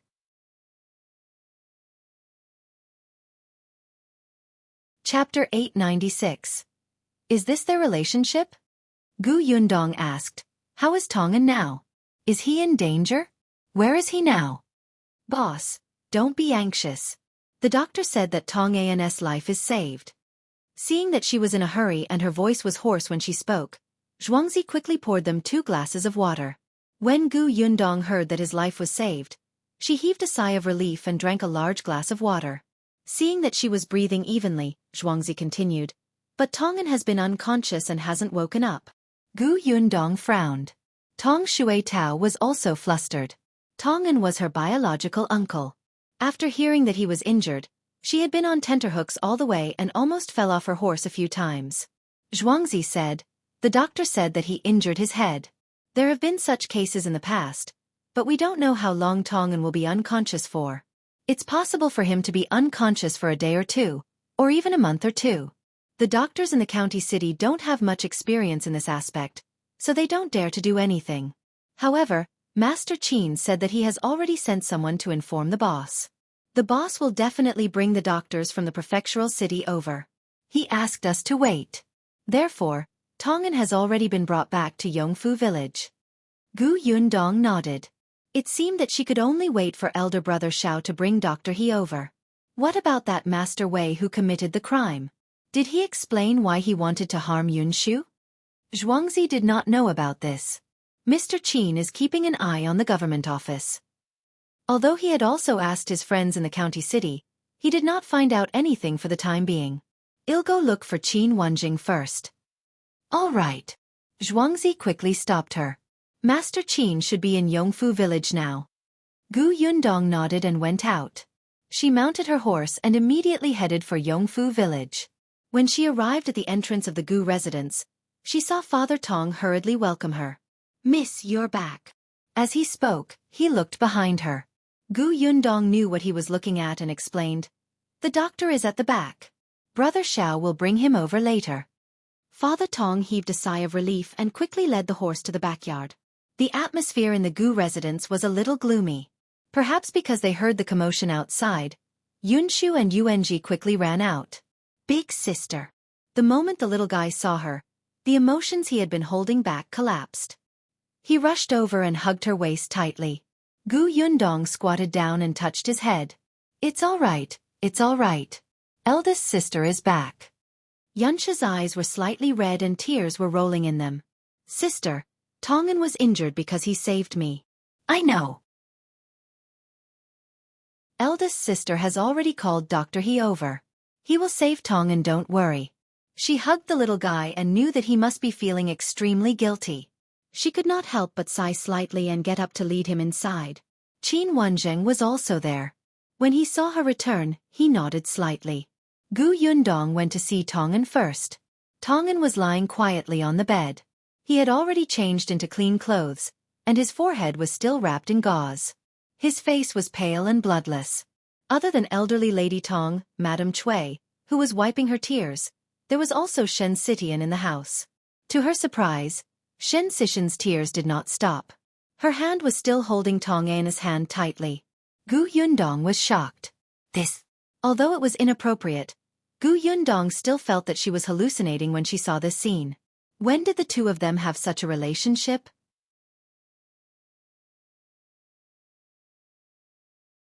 Chapter 897. He's here for me. Gu Yundong shook her head, suppressed the doubts in her heart, and walked out again. Qin Wenzheng stood at the door. Seeing her come out, he walked to the side. When she caught up, he said, "I'm sorry, this happened because of me." Gu Yundong was stunned. What do you mean? Is there a result from the county office? Qin Wenzheng nodded. Then Master Wei was originally targeting me. Master Wei was originally a teacher of Dongyi Academy and had always thought highly of himself. Coupled with his kinship with the dean, he could be considered to have a very high status in the academy. Otherwise, why would he act so wantonly when the director was in the capital and not in Fengkai County? However, he did not expect that the consequences of his tyranny would actually ruin his future. The first time Gu Yundong saw him, he had pressured Madame Gu at the entrance of Qin Wenzheng School and almost caused her to fall and be injured. Although Master Wei was at a disadvantage in the end, Qin Wenzheng doted on his wife. How could he really forgive someone who almost hurt his wife? Qin Wenzheng would remember this debt. At this point, Qin Wenzheng only wanted to find an opportunity to teach him a lesson. He did not really want him to pay any price. However, Master Wei courted death himself. Later on, he brought the students of Dongyi Academy and took advantage of Qin Wenzheng's absence to challenge his students. Moreover, he had lost in public and became the laughingstock of the entire county. The acting director could not take it anymore and suspended his position as a teacher. This matter would wait until the director returned to Fengkai County. At that time, Master Wei had wanted to plead with the dean, but he did not expect the dean to know Qin Wenzheng's identity. Qin Wenzheng naturally would not show mercy to someone who had caused trouble for his wife and students several times. In addition, the dean was also dissatisfied with Master Wei's actions, so he completely chased him out of Dongyi Academy. He even issued an expulsion document and punished Master Wei in public in front of all the students in the academy. Master Wei had lost all face. He left the academy dejectedly. After returning home, he was even criticized by his neighbors. He was famous in the county, so it was impossible for him to teach elsewhere. Even his family was implicated by him and was kept a respectful distance from. Because of this, Master Wei was extremely disliked at home. His wife, who used to be gentle and caring in front of him, seemed to have become a different person. Not only did she despise him all day, but she also slept in separate rooms with him. His family was also experiencing more and more difficulties. He no longer had any income as a teacher and could only eat surplus food. The food he ate also changed from fine food to coarse food. In the end, he could only eat until he was half full. Day after day, the conflict in the family deepened. Master Wei's temperament became more and more gloomy, and he slowly began to drink. Last time, he stole money and was discovered by his wife. Then he hit his wife. His wife exploded and went back to find her brother. In turn, her brother beat up Master Wei and almost beat him to death. He lay in bed for half a month to recover. All right. He did not dare to touch his wife, but he had to vent the anger in his heart. Hence, he targeted Qin Wenzheng. Master Wei felt that his current situation was all because of Qin Wenzheng. Yesterday, after drinking a little, he began to gather his courage. He picked up a pair of sharp scissors and left.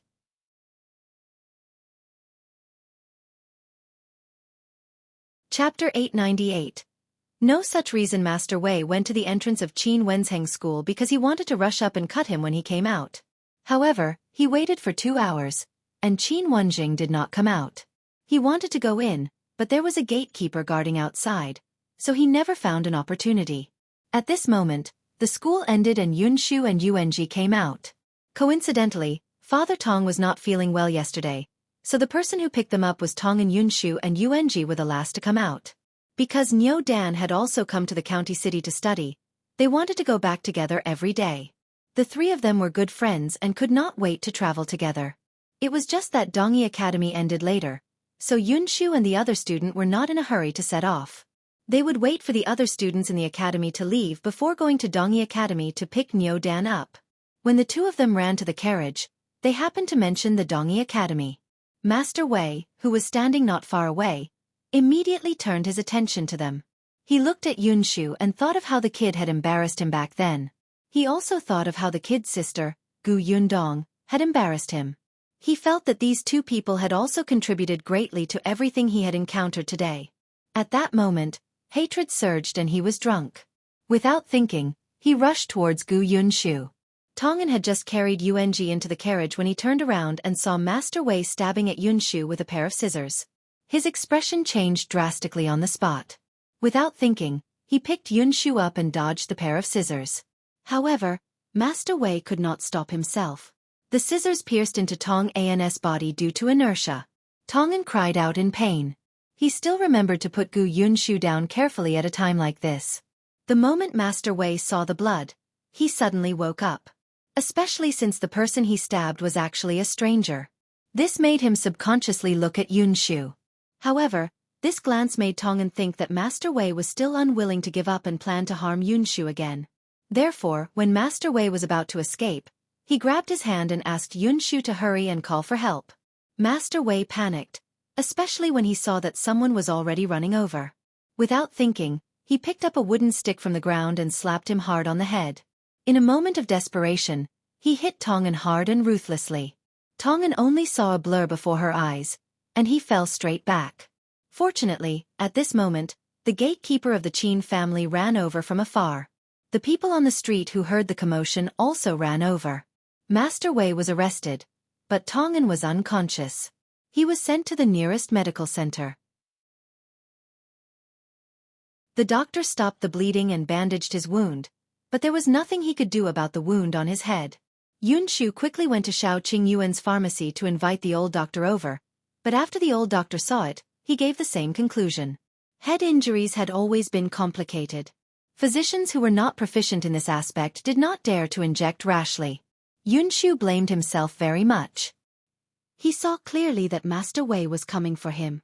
Tongan was injured to save him, and he didn't wake up. For the entire night, he did not dare to sleep. He was afraid that Tongan would leave without realizing it. His small body was tense all the way until Gu Yundong returned. Qin Wenzheng's voice was deep. He originally came for me. You don't have to blame yourself too much. He touched Yunshu's little head. This matter was completely caused by Master Wei venting his anger. What had Yunshu done? He had only retaliated when Master Wei made things difficult for him. Could it be that Master Wei was the only one who could bully him and he was not allowed to refute? There was no such logic.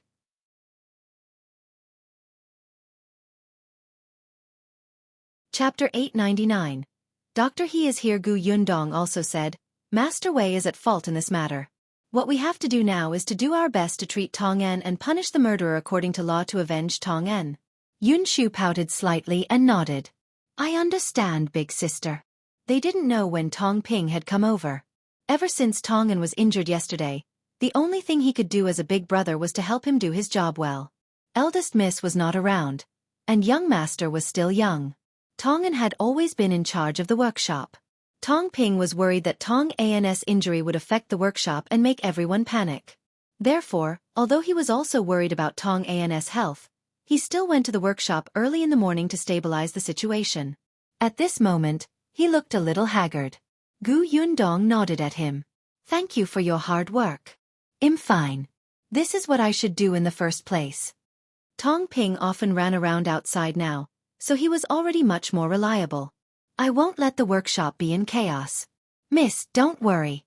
When Tongan wakes up, he can also be at ease. After a pause, he looked at Gu Yunshu. Young master, on the other hand, you didn't sleep last night. If this continues, I'm afraid you won't be able to take it. Gu Yundong lowered her head. The child shook his head quickly. I'm not sleepy at all. You still have to sleep. Gu Yundong carried him up and walked towards the room. Children won't grow tall if they don't sleep. But Tong-en... Gu Yundong placed him on the bed and took off his shoes and jacket. She covered him with the blanket and patted him gently. Big sister is here. Big sis is here. These words seemed to have magic to Yunshu. In the past, when they were escaping from the famine, Gu Yundong had always said that eldest sister was around. With eldest sister around, he could finally relax. With eldest sister around, he finally did not have to work hard to support everything with his small shoulders and endure it. The child's tears fell. He wiped them away with the back of his hand and hummed softly with a nasal voice. Then, he pulled the blanket up and closed his eyes after covering most of his face. After all, he had not slept for the entire night. The fatigue in his body quickly surged. Gu Yundong patted the blanket gently and he fell asleep in no time. Only then did Gu Yundong gently pull the blanket down, revealing a slightly red face. After a long time, she gently left the room. Yuanji, who was also worried, stood outside the door. Is Yunshu asleep? Yes, he's asleep. You didn't rest well either, right? Go and sleep. Yuanji nodded heavily before quietly entering the house. He carefully lifted the blanket and crawled into bed. The two children slept side by side and felt the entire room become warm. Gu Yundong gently closed the door. When she turned around, her expression darkened. Wenzheng was still standing at his original spot, waiting for her. When he saw her coming over, he said, "I'll keep an eye on the government office. Don't worry, I won't let him have an easy time." Yeah. Only then did Wenzheng leave. With Gu Yundong around, there was no need to worry too much. When it was almost evening, Qiuyue finally returned. Dr. He came back with him. Dr. He seemed to be in a bad state. When he arrived at the Gu residence, his legs were weak. Gu Yundong was surprised. "Didn't you take a carriage?" Dr. He turned around and glared at Qiuyue, almost falling forward. Qiuyue reached out to support him expressionlessly and pushed him forward.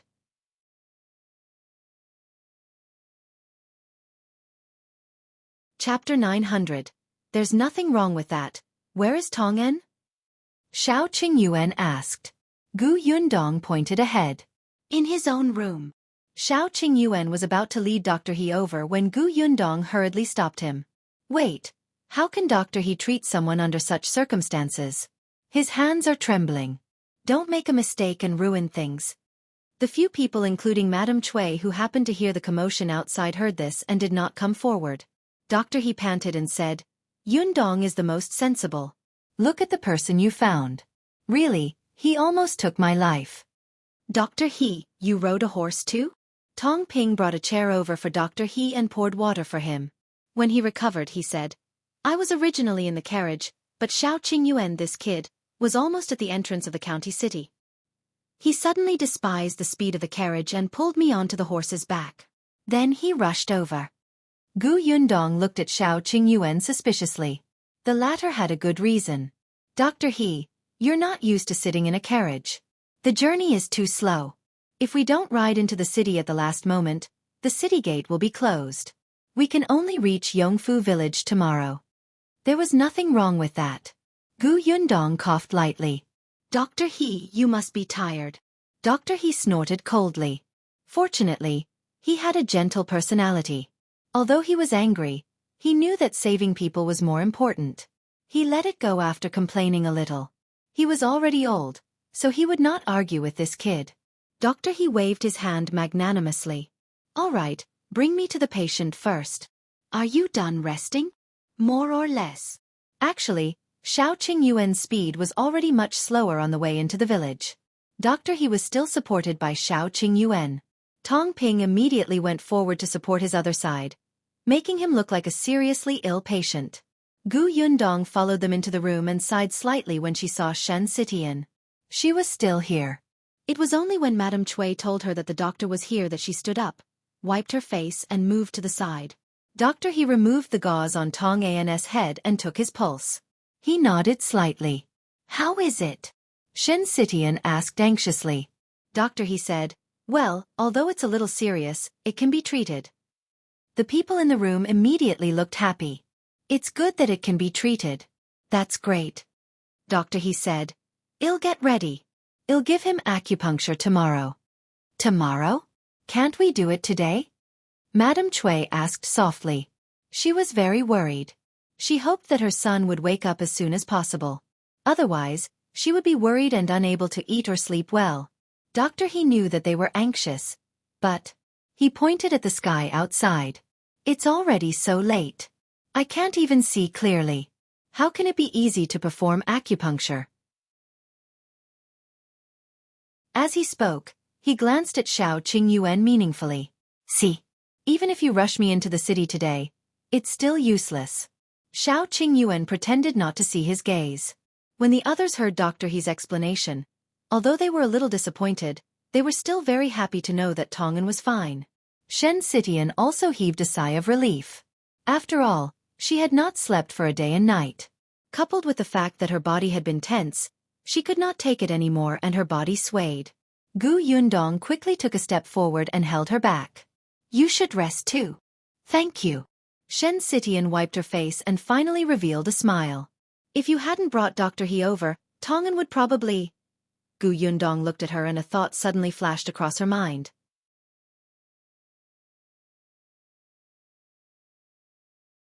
Chapter 901. Concern. This thought ran through Yundong's mind for a moment before she temporarily suppressed it. There was no hurry. She would treat Tongan first and ask him when he woke up. With his contributions this time, it was not impossible to remove his servant status. Dr. He temporarily settled down in the Gu residence. Madame Qiuyue tidied up the guest room for him and came out. Dr. He had been on the road for the entire day and rested after dinner. The next morning, under everyone's eager anticipation, he carried the first aid kit and focused on performing acupuncture for Tong En. Apart from Tong Ping, who was his assistant, everyone else was waiting outside. Yunshu and Yuanji squatted on the ground, hugging Big Black and staring at the door. Yundong watched from behind. She knew that the two children were anxious, so she did not persuade them. After half a day, there was a slight sound in the house. When Tong Ping opened the door, Dr. He walked out while wiping his sweat. Doctor, how is Tong En? Madame Qiuyue was the first to go up and ask. Doctor, he said. He's fine. If nothing goes wrong, he'll wake up tonight. Joy instantly flashed across everyone's faces. Yunshu and Yuanji heaved a long sigh of relief and completely smiled. Since Tong En was fine, the others no longer stayed in the room. Yundong sent the two children back to their rooms to read while she went to the workshop in the village. She had come back in a hurry yesterday and was worried about Yunshu and Tong En, so she did not go out. Now, Tong En was in charge of the workshop. Since he was unconscious, she naturally had to go and take a look. There were more than 100 workers in the workshop now.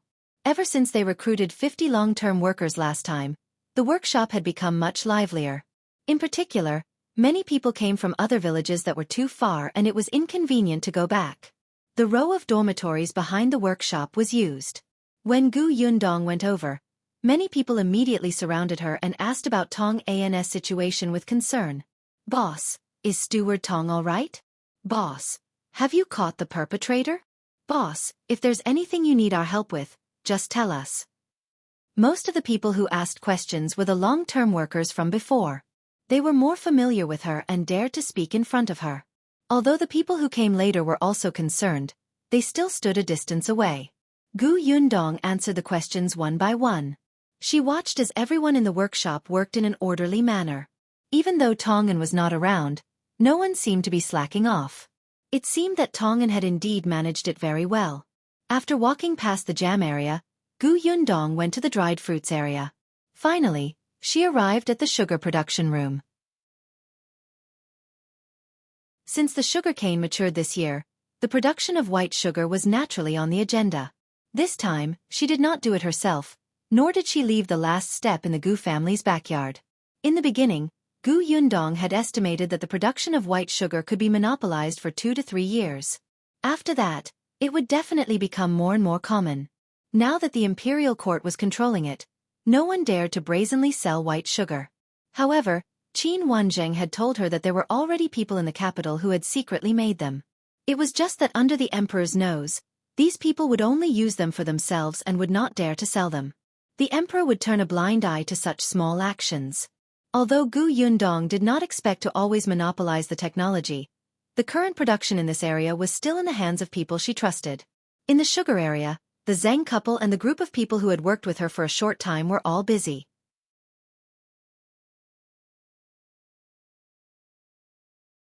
Chapter 902. Talk to you, of course. These people also had the highest salary. Yundong trusted the Zheng couple the most, so they were in charge of this. Although Madame Dong had a soft personality, Zheng who had some talent in management. He would be tough or soft when he needed to be. Therefore, the Zheng couple's monthly salary was already 4 taels of silver. It was said that after the new year, the couple planned to send Zheng Lu to a private school. Now, Yunshu, Yuanji, Niu Dan, and the Zheng family were all studying in school. Zhang Yu had been learning embroidery from Shan City and recently. Hence, Zheng Lu was often the only one at home. In the past, the Zheng family was poor and lived far away. The 3 children of the Zheng family were sensible enough to help the family work and rarely went out to play with the other children. As a result, Zheng Lu had almost no friends in the village who were on good terms with him. Now he could go out to play. However, as he played, he came back covered in mud and dirty. He went up the mountains and down the river like a wild monkey. Every time Madame Dong looked at him and then at her eldest son, who had returned from the private school, she felt very vexed. She thought that he should indeed study. Apart from this, the Zheng family also planned to rebuild their house. Yundong was naturally happy for them. When they first came to Yongfu village, the Zheng family had shown them kindness. Now, she had repaid them. The others in the village were extremely envious. Some of them regretted even more. If only Yundong had stayed in their house back then, perhaps they would have been the ones to build a new house today. There were even people who laughed at Madame Fong and her daughter. Look, they didn't see such a good opportunity back then and even chased them out. In the end, the Zheng family rose step by step, but Madame Fong and her daughter cut ties with the village chief's family. Yundong had heard these rumors occasionally. This was exactly what she wanted. She wanted everyone to understand that if they followed her, they would have food to eat, a new house to live in, and a good life. If they insisted on finding trouble with her, they would have to consider the consequences. After looking at the sugar area, Yundong went to the dormitories at the back. It seemed that 1/3 of the dormitories had already been occupied. It looked a little lively. It was already noon by the time she finished checking the workshop. Tongan woke up much earlier than Dr. He had said. He woke up not long after noon. Dr. He examined him and nodded to confirm that he was fine. As long as you recuperate well, there won't be a big problem. Dr. He left the medicine and instructed them to take note of things. The next day, he returned to the prefectural city. It was Qiuyue who sent him back. He also went to the prefectural city to report to Dajiang and the others. Then, he continued to study the problem of cowpox. Yundong stayed behind. After Tongan recuperated for 2 days and became a little more energetic, she went to find him. Tongan was lying on the bed and reading a book. Now that he could read, he had nothing to do while he was recuperating, so he read to pass the time. When he saw Yundong enter, he quickly straightened his body. Miss, why are you here? Don't move. I just want to talk to you. Tongan didn't understand. Miss, if there's anything you need, just tell me. Yundong pulled a stool and sat down beside him. It's about this matter. I want to thank you. It's all thanks to you a few days ago. If you hadn't saved Yunshu, that pair of scissors would have pierced into him. He might not even have been able to keep his life.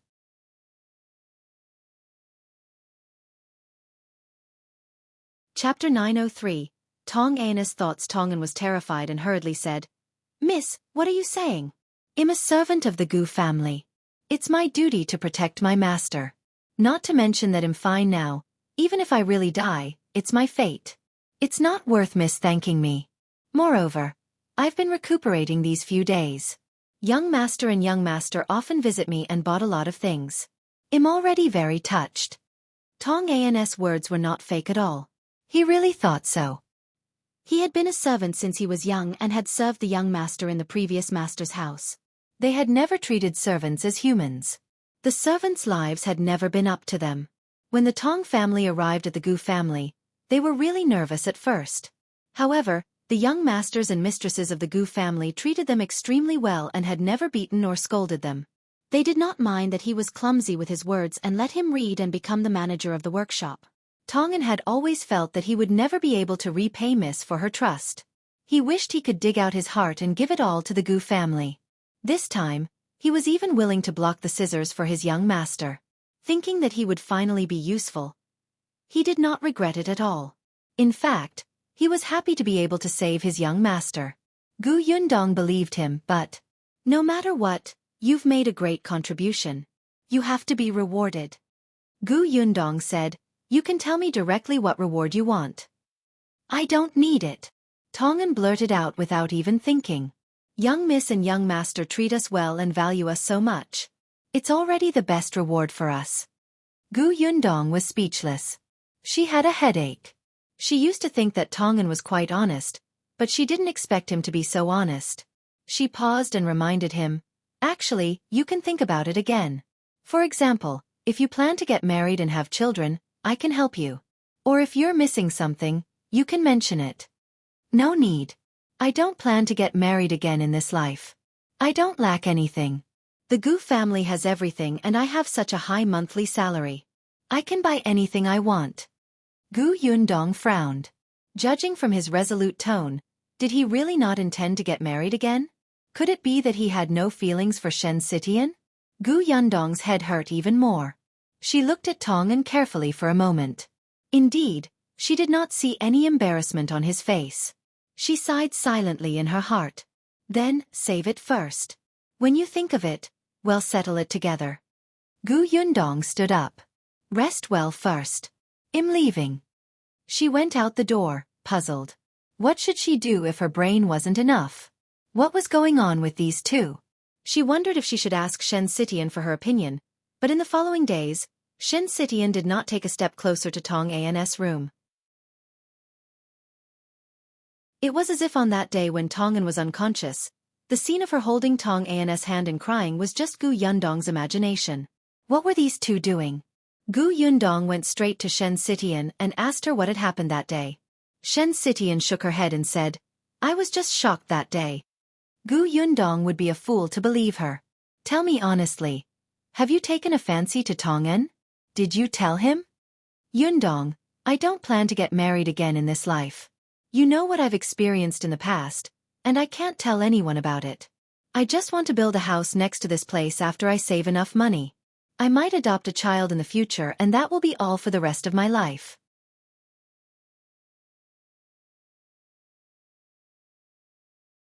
Chapter 904. Everyone is back. Gu Yundong did not agree with her negative thoughts, but she could not even figure out her own feelings, let alone others giving her suggestions. Annoying. Forget it. Anyway, there's no hurry. Perhaps you'll change your mind in the future. Gu Yundong guessed that she might not have gotten over Gu Gang's matter, so she could not force her. Anyway, I'm always here when you need me. Yes, thank you. Shen Sitian smiled very easily. It's my greatest blessing to have you as my friend. Gu Yundong did not interfere in this matter anymore. She would let nature take its course. She was very busy for the next few days. Tongan was recuperating, Xiao Qingyuan was looking for a way to treat smallpox, and Gu Yundong had to manage the workshop. She also took the time to buy dozens of acres of orchard. The Shi couple was very experienced in cultivating fruit forests, but they were indeed lacking in management. Gu Yundong began to place Zhou in an important position. Zhou was quite bold. He helped Gu Yundong recruit some farmers to take care of the fruit forest. In addition, his son was becoming more and more reliable. Now his life was getting better and better. Of the 4 hooligans who had come to Gu Yundong's house to steal money, other than Hu Liang who had broken his leg and stayed at home all day crying and tormenting his parents, all were already working for Gu Yundong. This made Hu Liang's mother, Jin Yuexiang, feel unbalanced. She often badmouthed Gu Yundong in the village. Unfortunately, more than half of the people in Yongfu village were working in Gu Yundong's workshop or orchard. Naturally, they would not listen to her. Even if they did not work for the Gu family, they hoped that they would be chosen one day. How could they help Jin Yuexiang frame the Gu family? On the contrary, the Hu family became even more unpopular in the village. The days passed by in a flash. During this period, The workshop sent goods to the prefectural city a few more times and even brought Gu Dajiang's letter. He only asked her about her daily life and didn't know about Yunshu. Master Weiss' case had already ended. The news Qin Wenzheng gave her said that he had been sentenced to a place thousands of kilometers away. She busied herself until the end of the month and it was finally Gu Yundong's coming-of-age ceremony. She had even forgotten about this day. Unexpectedly, one day, her parents, sister, eldest aunt, and Aunt Ke returned. Only then did she suddenly remember that this was an especially important day for her. Eldest uncle did not follow them back. His leg had only been treated for a month, and Dr. Xiong had instructed him not to move around. He could not sit in the carriage, so he could only regretfully stay in the prefectural city. Lu Shang and Auntie Niu were still in the small courtyard, so they could take care of him. But he prepared a coming-of-age gift for you. Gu Dafeng handed her a wooden sculpture. It was a wooden carving of a screen. It was not complicated, but it was very detailed and beautiful. It could be seen that Uncle had put in a lot of effort when carving it. I love it, thank you. There were still 2 days before her coming-of-age ceremony. In the afternoon, Xiao Qingyuan returned. However, even though he looked normal, Gu Yundong keenly noticed that he looked haggard and was in a bad mood. What was going on? Was there a problem with the cowpox vaccination method? Gu Yundong immediately became nervous. While her parents were not paying attention, she quickly pulled him aside and asked, "Did it not go well?" Xiao Qingyuan heaved a sigh of relief. "No, it went very smoothly. I've already succeeded in one case." Gu Yundong was delighted. "Really? You really succeeded? Isn't that great? Why do you look so pale?" With how much Xiao Qingyuan valued this matter, he should be happy. If you find any errors, ads pop up, ads redirect, broken links, non-standard content, etc., please let us know report so we can fix it as soon as possible.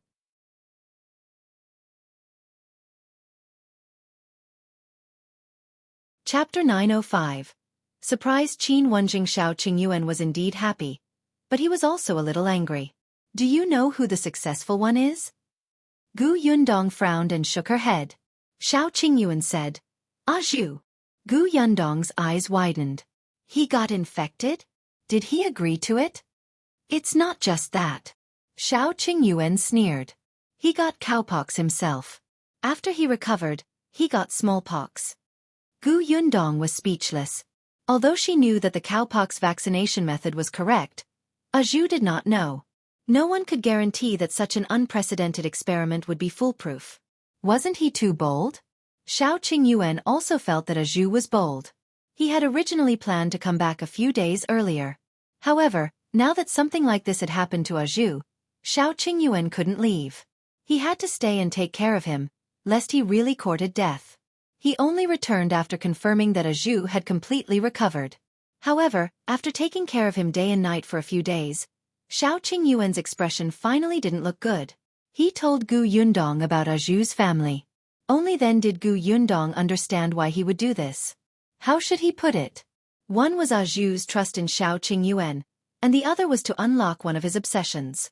Xiao Qingyuan rubbed his temples. Seeing that he was really tired, Gu Yundong hurriedly chased him to rest. Go home and have a good sleep first. My coming-of-age ceremony is still 2 days away. When you're done resting, we'll go to the county city tomorrow and talk to Qin Wenzheng about your important achievement. Xiao Qingyuan was stunned. Tomorrow?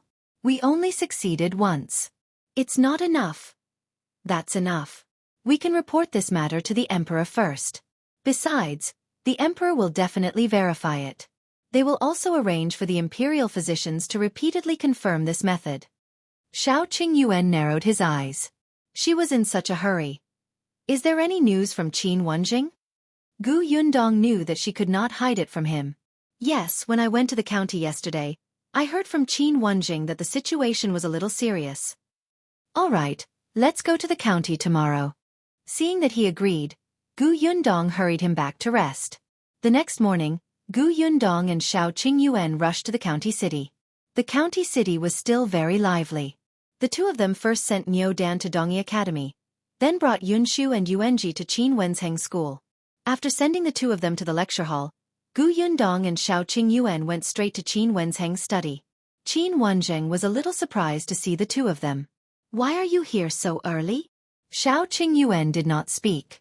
Gu Yundong took a step forward, coughed lightly, and looked a little mysterious. We brought you good news. Is there any bad news after the good news? Qin Wenzheng asked with a smile. Gu Yundong shook her head. No. Then I'm relieved. Tell me, what's the good news? This time, he was quite hospitable. He served tea to both of them and sat down at the side. You're used to being mysterious. Don't fool me with gossip. Gu Yundong snorted. When did I fool you with gossip? Do the math yourself. White sugar is great news, right? Last time, about the Tao family, it was also great news, right? Which time didn't I surprise you? Qin Wenzheng thought about it. In that case it was true. He was instantly interested. Then tell me, what surprise did you bring me this time? Could it be that you have a recipe for green sugar or blue sugar again? If you find any errors, ads pop up, ads redirect, broken links, non-standard content, etc., please let us know report so we can fix it as soon as possible.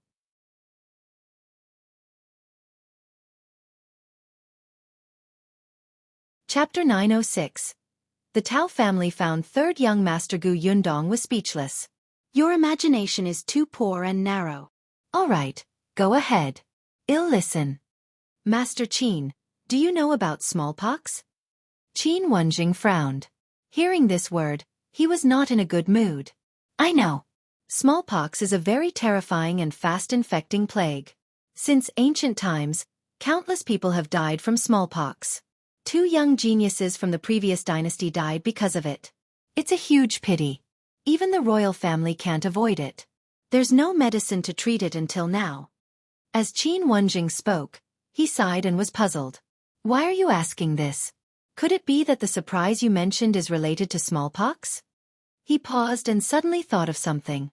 Could it be that you have a way to treat smallpox? Gu Yundong was expressionless. No. Qin Wenzheng was instantly disappointed. Then why are you saying this?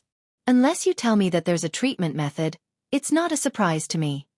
The corners of Gu Yundong's mouth twitched. Your request just now was not so harsh. I don't have a cure, but I have a way to prevent it. Qin Wenzheng was stunned. Prevention? You mean, the human pox vaccination method? Yundong, this is not novel. Someone has already used this method. I'm not referring to the human pox vaccination method. Of course, I know that this method has been used for a long time, and the failure rate is extremely high. I'm referring to a new method, the kind that is foolproof. Qin Wenzheng was shocked and turned to look at her. Is what you said true? That's a surprise, isn't it? Qin Wenzheng finally sat up straight with a serious expression. Tell me in detail. What makes you so sure that your method will be foolproof? Have you tried it? Gu Yundong looked at Qiuyue. My brother Zhou discovered this method. You should ask him to explain it to you. But let me make it clear first. You have to report this matter to the emperor truthfully, and let him know that my brother Zhou has made a great contribution that's worth a death exemption medallion. He can't be implicated because of the Tao family. Qin Wenzheng. He lowered his head slightly. From an angle that the two of them could not see, a strange expression flashed across his face. However, when he raised his head, he became nonchalant again. Of course. Tell me. I promise to report it truthfully. Gu Yundong took 2 steps back and let Qiuyue speak. Seeing that the two of them might talk for a long time, she simply left the school. I'm going to the street to buy some things. Qin Wenzheng waved his hand, looking like he was burning the bridge after crossing it. Gu Yundong snorted coldly. Anyway, the credit was already set in stone, so she could rest assured. After leaving the school, Gu Yundong walked towards the busy street. However, just as she reached the entrance of the street, someone suddenly ran over. Yundong, it's really you. I was just about to go to Yongfu village to look for you. Gu Yundong looked up and saw that Lu Wei was panting and blushing from running. He rushed to her excitedly. Gu Yundong immediately took 2 steps back and distanced herself from him. Why are you looking for me? I have great news for you. Lu Wei's eyes were shining, and it was obvious that he was gloating. You have news too? Gu Yundong raised her eyebrows. Tell me. He, let me tell you. The Tao family's eldest young master, Tao Feng, has found his biological brother, the third young master Tao, who was sent out since he was young. Gu Yundong. Who are you talking about? If you find any errors, ads pop up, ads redirect, broken links, non-standard content, etc., please let us know. Report so we can fix it as soon as possible.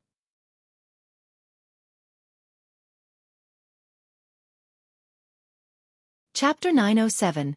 Third young master Tao is someone else. Gu Yundong felt that she must have been hallucinating. She tugged at her ears and asked again. What did you just say? Who found who?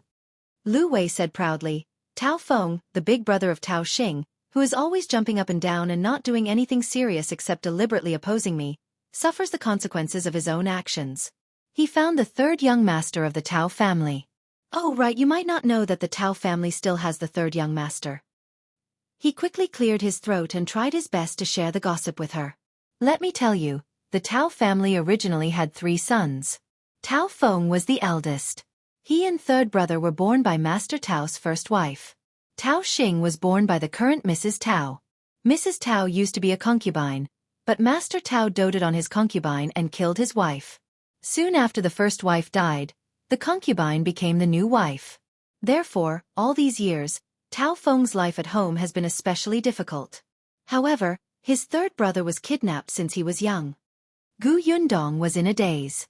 Wasn't the third young master of the Tao family Qiuyue? At this moment, Qiuyue was still explaining the cowpox vaccination method to Wenzheng. Why was Tao Feng looking for him? Kidnapped? Gu Yundong was stunned by the word.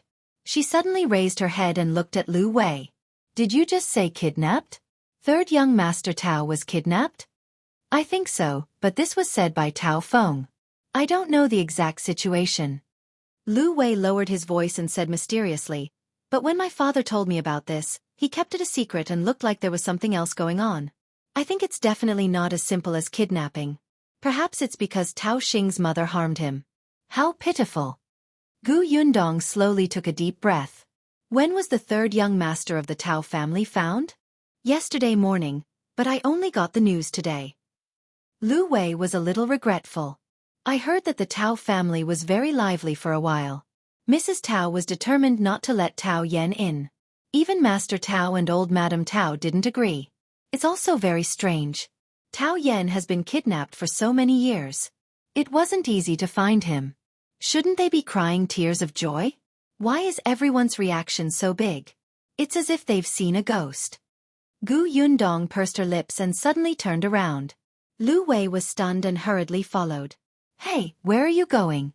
I haven't finished speaking. Gu Yundong walked faster and faster until she started to run. Lu Wei chased after her for a while. He was in such a hurry that he stumbled. Just as he was blaming himself for eating too much recently and gaining weight, he looked up and saw that Gu Yundong had disappeared. Why did you run so fast? It wasn't easy for me to gossip with you, but you didn't stay and laugh with me. Are we still friends? Unable to catch up, Lu Wei gave up in the end. However, Gu Yundong quickly returned to Wenzheng school. Before she could enter, she saw Qiuyue walk out. She rushed to him and asked, "Are you guys done?" "We're done." Qiuyue was a man of few words. His explanation was simple and straightforward. As for the specific data, he directly wrote it down in his notebook and handed it to Wenzheng to read it himself. After all, Wenzheng was not a doctor, so he could not ask any professional questions. In any case, it was enough for him to know that the cowpox vaccination method was feasible and had a very high success rate. Therefore, Qiuyue came out to look for Gu Yundong. If you find any errors, ads pop up, ads redirect, broken links, non-standard content, etc., please let us know. Report so we can fix it as soon as possible.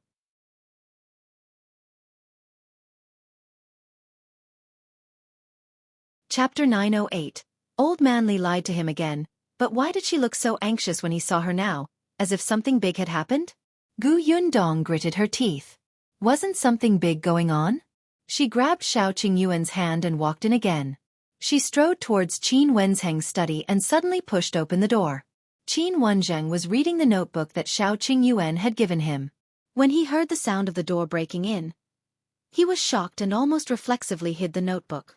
Seeing that it was the two of them, he heaved a sigh of relief. You have to knock on the door before entering. Even your brother knows this. Don't you know this kind of etiquette as an elder sister? Yundong did not seem to hear him. She rushed to him in a few strides and asked with narrowed eyes. I heard that Tao Feng found the third young master of the Tao family. The one called Tao Yan is in the Tao family now, right? Qiuyue's pupils constricted as he looked at Gu Yundong in disbelief. When Qin Wenzheng heard this, his body stiffened, but he tried his best to maintain a normal expression. But who was Gu Yundong? She had already figured out the connection along the way back. These words were not a question at all, but an affirmative tone. Seeing that Qin Wenzheng seemed to be looking for an excuse, Gu Yundong glared at him. Don't try to lie to me. It won't do you any good. Qin Wenzheng sighed faintly and nodded. Tao Feng did find Tao Yan. As he spoke, he glanced at Qiuyue and said, the real third young master of the Tao family. Qiuyue's mind went blank for a moment. He frowned. You mean, I'm not a member of the Tao family? Qin Wenzheng nodded. Yes, you must have been deceived by old Li. However, what he said about the third young master of the Tao family being given away as a jinx to be raised and tormented by others is true. Qiuyue was stunned. It was fake again. That old man lied to him again before he died. However, he had clearly investigated. He had personally asked the two old men who had been in the Tao family for more than 20 years and confirmed that the third young master of the Tao family had been carried away by old man Li. He was now 20 years old, and so was third young master Tao. 2 days after third young master Tao was carried away was the time he appeared in Yongfu village. Master Tao's first wife's surname was Shao, and when he was young, he had the word Shao on his clothes. He had seen that swaddling cloth. Moreover, if he was not the third young master of the Tao family, why would old man Li torture him like this? Qin Wenzheng glanced at him and sat down again. No wonder you couldn't find out. Back then, third young master Tao was indeed carried away by old Li. However, he handed the kid over to someone else. As for Qiuyue's clothes when he was young, it was very likely that old Li had taken them from the real third young master Tao. Qiuyue lowered his head slightly. No one knew what he was thinking. After a while, he suddenly laughed. In that case, I'm not the one that, according to Tao family, would jinx his relatives? Gu Yundong was stunned. Her heart suddenly ached terribly. It turned out that this was still what he cared about the most. Gu Yundong herself did not believe it, but Qiuyue had grown up in such an environment. Old Li had given him such a huge blow before he died. The saying that he was a jinx had already taken root in his heart and become a dead knot. She immediately reached out to hug him. Qin Wenzheng's eyelids twitched. It didn't conform to the rules. Was it appropriate? If you find any errors, ads pop up, ads redirect, broken links, non-standard content, etc., please let us know. Report so we can fix it as soon as possible.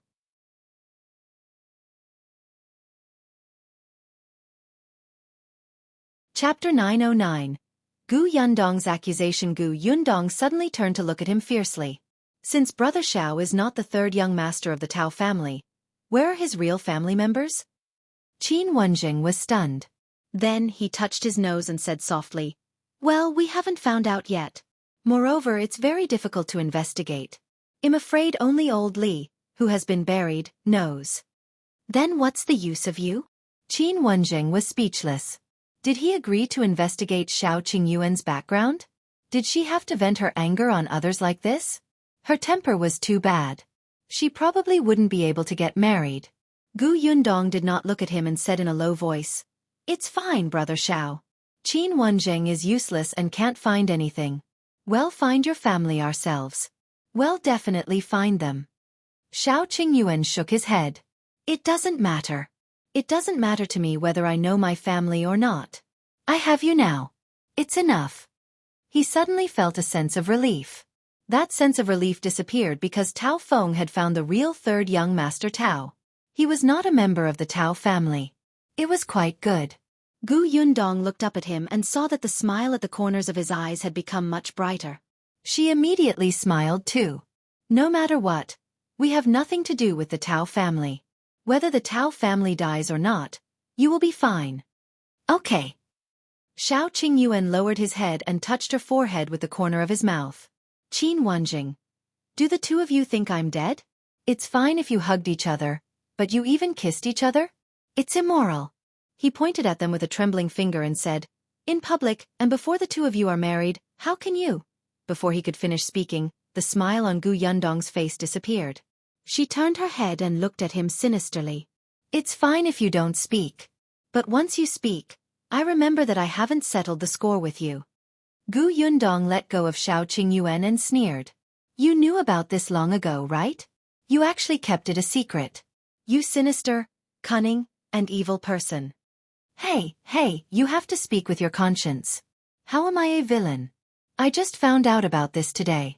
You came over early this morning.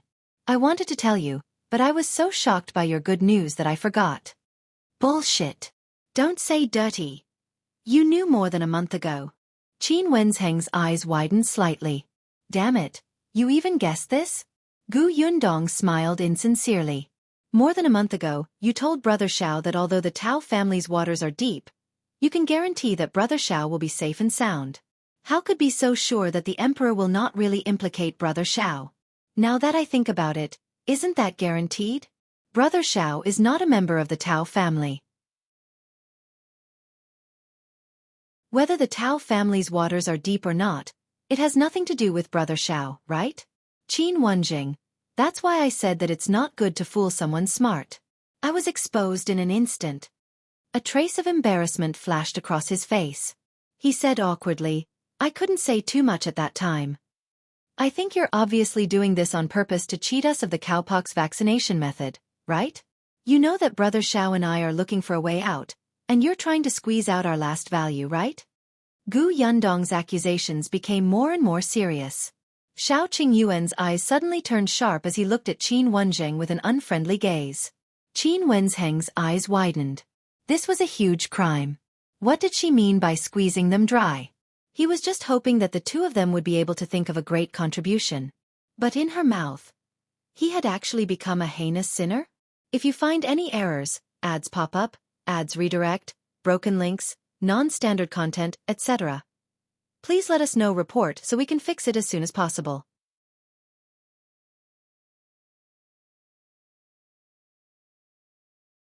Chapter 9-10. Then I'll beat you stupid. You can eat whatever you want, but you can't spout nonsense. Qin Wenjing quickly explained, I was just curious about how capable you are. The facts have proven that you're indeed powerful. Flattery won't help. Give us back the cowpox vaccination method. We won't give it to you anymore. Qin Wenjing was speechless. Do you think this is children playing house? How can you take it back? Yundong, that's where you're wrong. The cowpox vaccination method is a good thing for the country and the people. Do you know how many people it can save if it's made public? This is a good deed, merit, and a huge matter that saves lives. How can you take it back? Besides, Xiao Qingyuan has already told me. I'll remember it in my mind. How can you take it back? When he said the last sentence, he was even a little proud. A genius was indeed a genius. He remembered everything Xiao Qingyuan had told him clearly. Gu Yundong gritted her teeth in hatred. It was not that she was unwilling to give Qin Wenjing this thing. She was angry that Qin Wenjing had known about it long ago but did not tell them. Did he know how long they had been on tenterhooks? This bastard. You've memorized it, haven't you? Then I'll beat you silly and see how you'll remember it. As Gu Yundong spoke, she grabbed the brush on the desk and threw it at him. Qin Wenjing hurriedly stood up and took a few steps back. However, Gu Yundong refused to give up. She grabbed the book on the table and threw it at him. Qin Wenjing cried out in heartache. You can't throw this away. This is the only copy. Hey, this is a purple brush. It's very expensive. That's a painting I've been working on for 2 days. Don't. Xiao Qingyuan, stop her. As expected, she wanted to beat him silly and destroy the things that he loved the most. Wouldn't he be so angry that his head hurt and he would go silly? Xiao Qingyuan saw that Qin Wenzheng was calling him. He paused for a moment and silently walked to the side. He brought over a canvas bucket filled with many paintings and handed it to Gu Yundong. "There's more here. Smash him." Qin Wenzheng widened his eyes. "Xiao Qingyuan, you're helping the evildoer. You deserve this." Qin Wenzheng was speechless. He wanted to save his paintings, but Gu Yundong smashed them fiercely, so he could not go forward at all. His heart immediately ached. "Gu Yundong, calm down. I was wrong. I promise I won't hide it from you again. Don't smash it. It's broken." Qin Wenzheng's voice became sharper and sharper. Finally, it spread far away and was heard by the students who had already finished class and were resting in the lecture hall. Yunshu thought of how his eldest sister had also come to look for the teacher. Worried that something would happen to her, he hurriedly ran over. Seeing this, the others followed behind him. Soon, the sound got closer and closer, but it was very strange. It seemed to be the sound of the headmaster wailing like a ghost. The headmaster usually cared a lot about his image.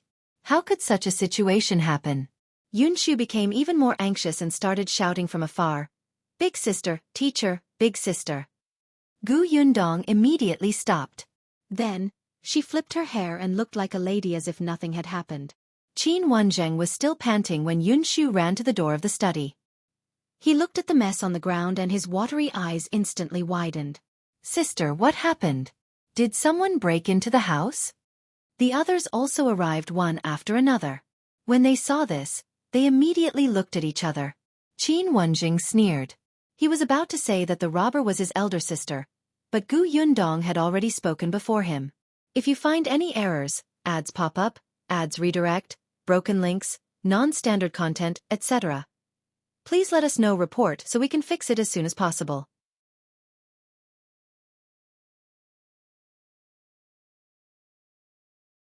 Chapter 9-11. Gu Yundong's Influence. No one is robbing anyone. Gu Yundong sat on the chair with a smile on her face. Her hair was neat and tidy. She waved at Gu Yunshu. The latter immediately went in obediently. Then, he heard his eldest sister point at the paintings on the ground and say, "Your Master Qin suddenly had a cramp in his legs just now." In a moment of desperation, he kicked over the painting bucket and hit the table. These things fell out. Look, they even rolled everywhere.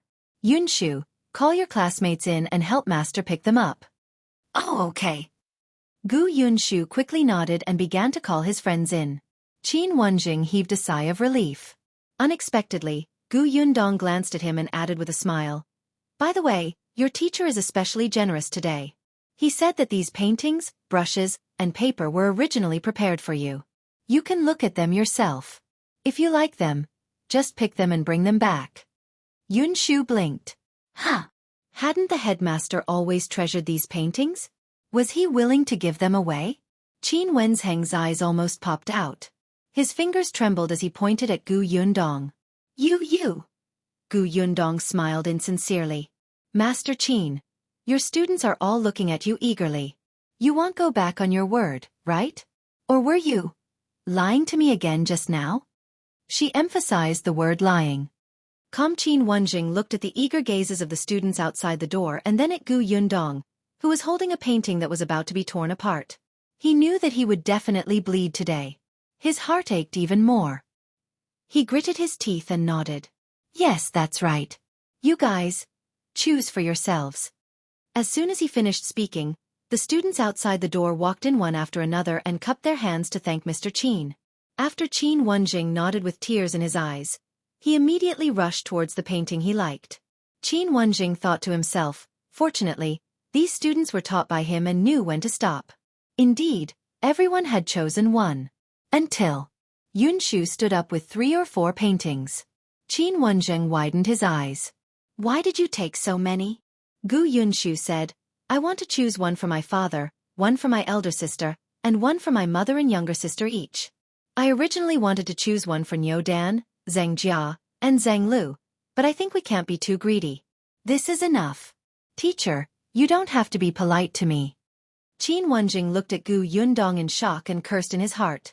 Damn it, he had forgotten that a student here was taught by Gu Yundong.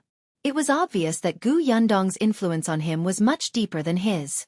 No, he had to focus on nurturing Gu Yunshu in the future. He had to turn his temper around. However, Qin Wenzheng had forgotten that he was actually a sinister person. If the painting that Gu Yunshu had chosen belonged to someone else, he would have wished for it to be swept away. 15 minutes later. Qin Wenzheng watched as every student left with at least 2 calligraphy paintings or brush and paper. His heart was bleeding. He looked at his empty study and comforted himself. It's fine, it's fine. They're all my students anyway. I'll give them to them sooner or later. I'm not angry. He walked up to Gu Yundong and asked with a dark expression, "Are you done venting your anger now?" "Yes, I'm done. Take the cowpox vaccination method. I won't take it back." Gu Yundong stood up and said, "I'll leave first. If you find any errors, ads pop up, ads redirect, broken links, non-standard content, etc. please let us know report so we can fix it as soon as possible."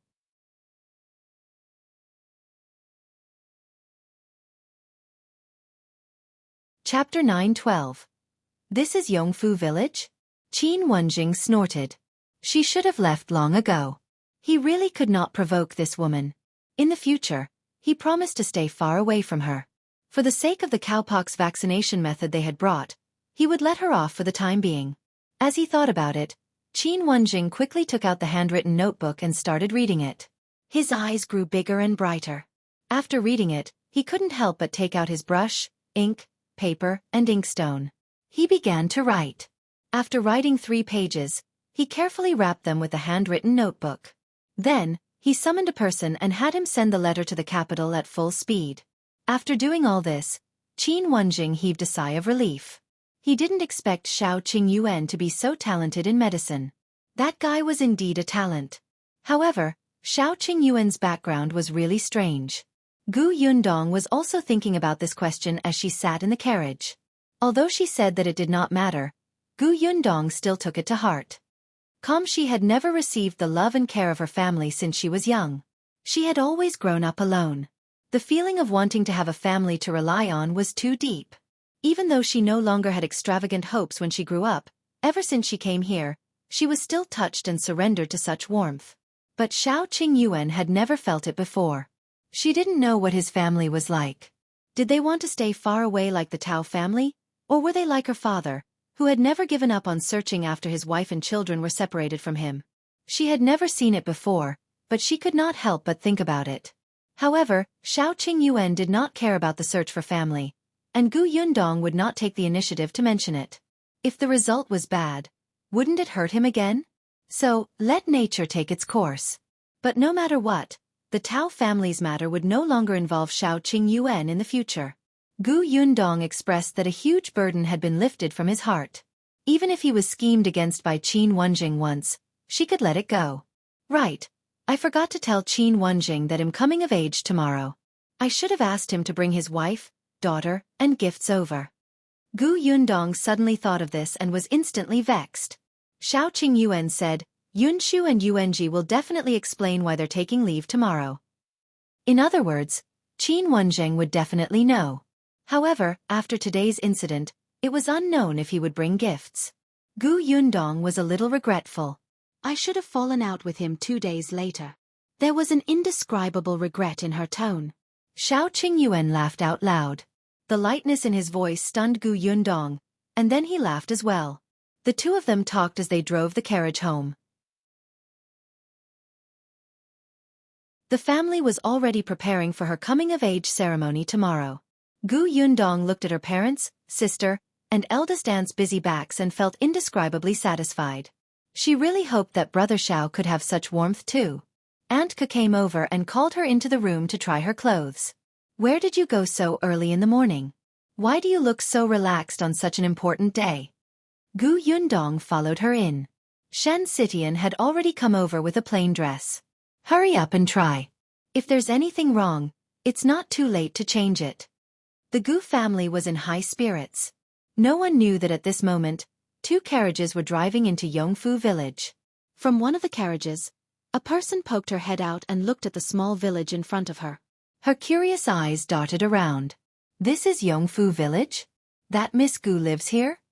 If you find any errors, ads pop up, ads redirect, broken links, non-standard content, etc., please let us know report so we can fix it as soon as possible.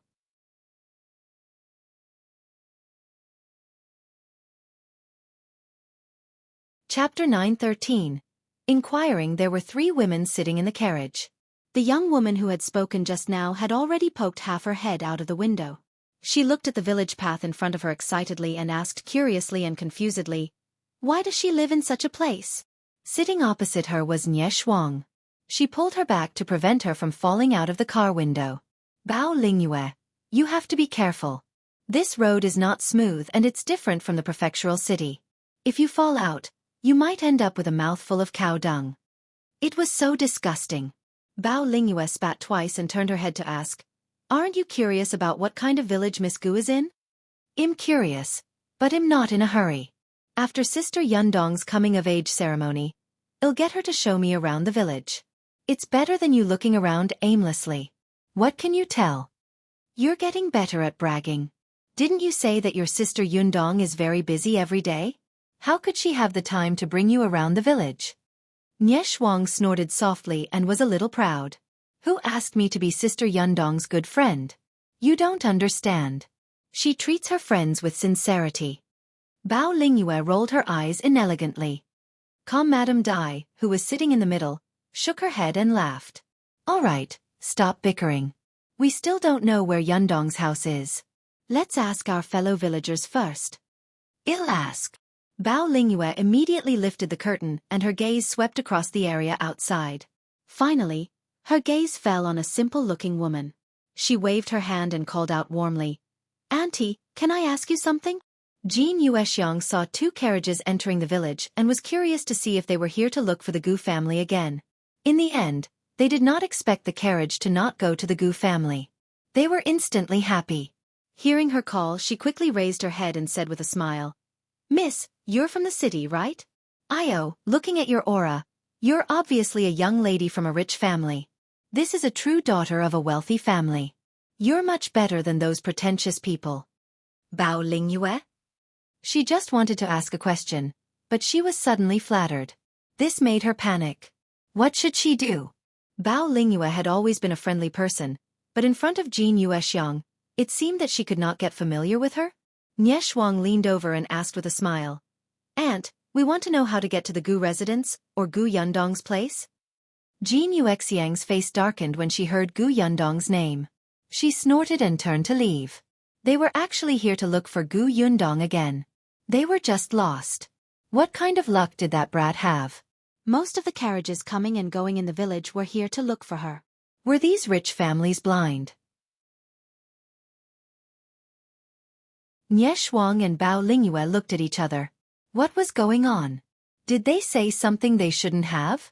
However, Jean Yuexiang quickly turned back and tried her best to squeeze out a smile. She pointed at the foot of the mountain and said, "The Gu family is there." "It's at the foot of the mountain. It's easy to recognize. You'll know at a glance." With that, she hurried away. Nie Shuang and Bao Lingyue's brows furrowed even more tightly. The 2 of them sat back in the carriage and said, "This woman looked very unhappy just now, as if Sister Yundong had a grudge against her." Yes. I think so too. Don't tell me she deliberately pointed us the wrong way? If you find any errors, ads pop up, ads redirect, broken links, non-standard content, etc., please let us know report so we can fix it as soon as possible.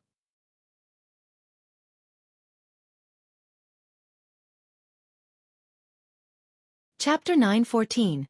A man and a woman. The more Bao Lingyue thought about it, the more likely it seemed. Look, she was just about to leave when she suddenly changed her mind and pointed out the way without saying a word. It looks like she has some bad intentions. Yes, that makes sense. Nie Shuang nodded. Besides, it's not like Sister Yundong doesn't have money at home. Why would she live at the foot of the mountain? I heard that there are many wild beasts in the 9 Tigers Mountain. If some tigers, bears, and wild boars run out of the mountain, wouldn't the families at the foot of the mountain be the first to suffer? Sister Yundong still has younger siblings. How can she live there? That woman lied to us. She pointed us in the opposite direction. The two of them nodded heavily and finally looked at the silent Madame Dai. The latter also felt that. It made sense. Hence, Nieshuang decided, then let's walk to the middle of the village. We'll ask the other villagers when we meet them. Okay. The two of them stuck their heads out and asked the coachman to continue riding towards the center of the village. This Yongfu village is good, but the road is too difficult to walk. Come, why don't we take the main road? We'll detour out and head for the wider road. We can't. What if we go the wrong way? We won't go the wrong way. Believe me, my intuition is very accurate. Besides, think about it. The Gu family has carriages going back and forth every day. It's not convenient to take the small road. They'll definitely go to the main road. That might not be the case. If the carriage can't pass, you can get down and walk. Madame Dai's head hurt from the two of them arguing. Seeing that they were all leaning over to look out, she said angrily, I think what you said makes sense. Why don't we stop asking for directions and see who can convince who? Let's follow what she says. Nieshuang was taken aback and her eyes suddenly lit up. That makes sense. Lingyue, let's not ask for directions. Come down and look for it yourself. Let's see who finds Sister Yundong's house first. Idea like that. Madame Dai was speechless. The two of them alighted from the carriage, each with a maidservant behind them. Then, they walked in the direction they had chosen. Madame Dai wanted to take back her words, but when she saw that the two of them had already sped away, she choked on her words and could not say anything. She sat in the carriage and did not move. Afraid that something would happen to the two of them in this unfamiliar place, she hurriedly asked the two servants in the carriage behind to follow. She quickly saw another woman and asked for the direction of the Gu family. When she found out that the Gu family was indeed at the foot of the mountain, she could not help but feel vexed. So that woman had not lied to them. Of course, Jin Yuexiang wanted to lie to them, but her son, Hu Liang, was still lying on the bed half dead. He had been beaten up by the Peng family. The people in these two carriages were obviously rich and noble. If they knew that she had lied to them and broke her legs later, how could she live? However, she did not expect that her earlier actions would actually make people directly deny her words. She was very wronged. Madame Dai laughed. After thinking for a moment, she decided to go to the Gu residence first. When the time came, she would ask Yundong to send 2 people to look for the 2 girls. After all, she was not familiar with this place. She did not want to add to Yundong's trouble.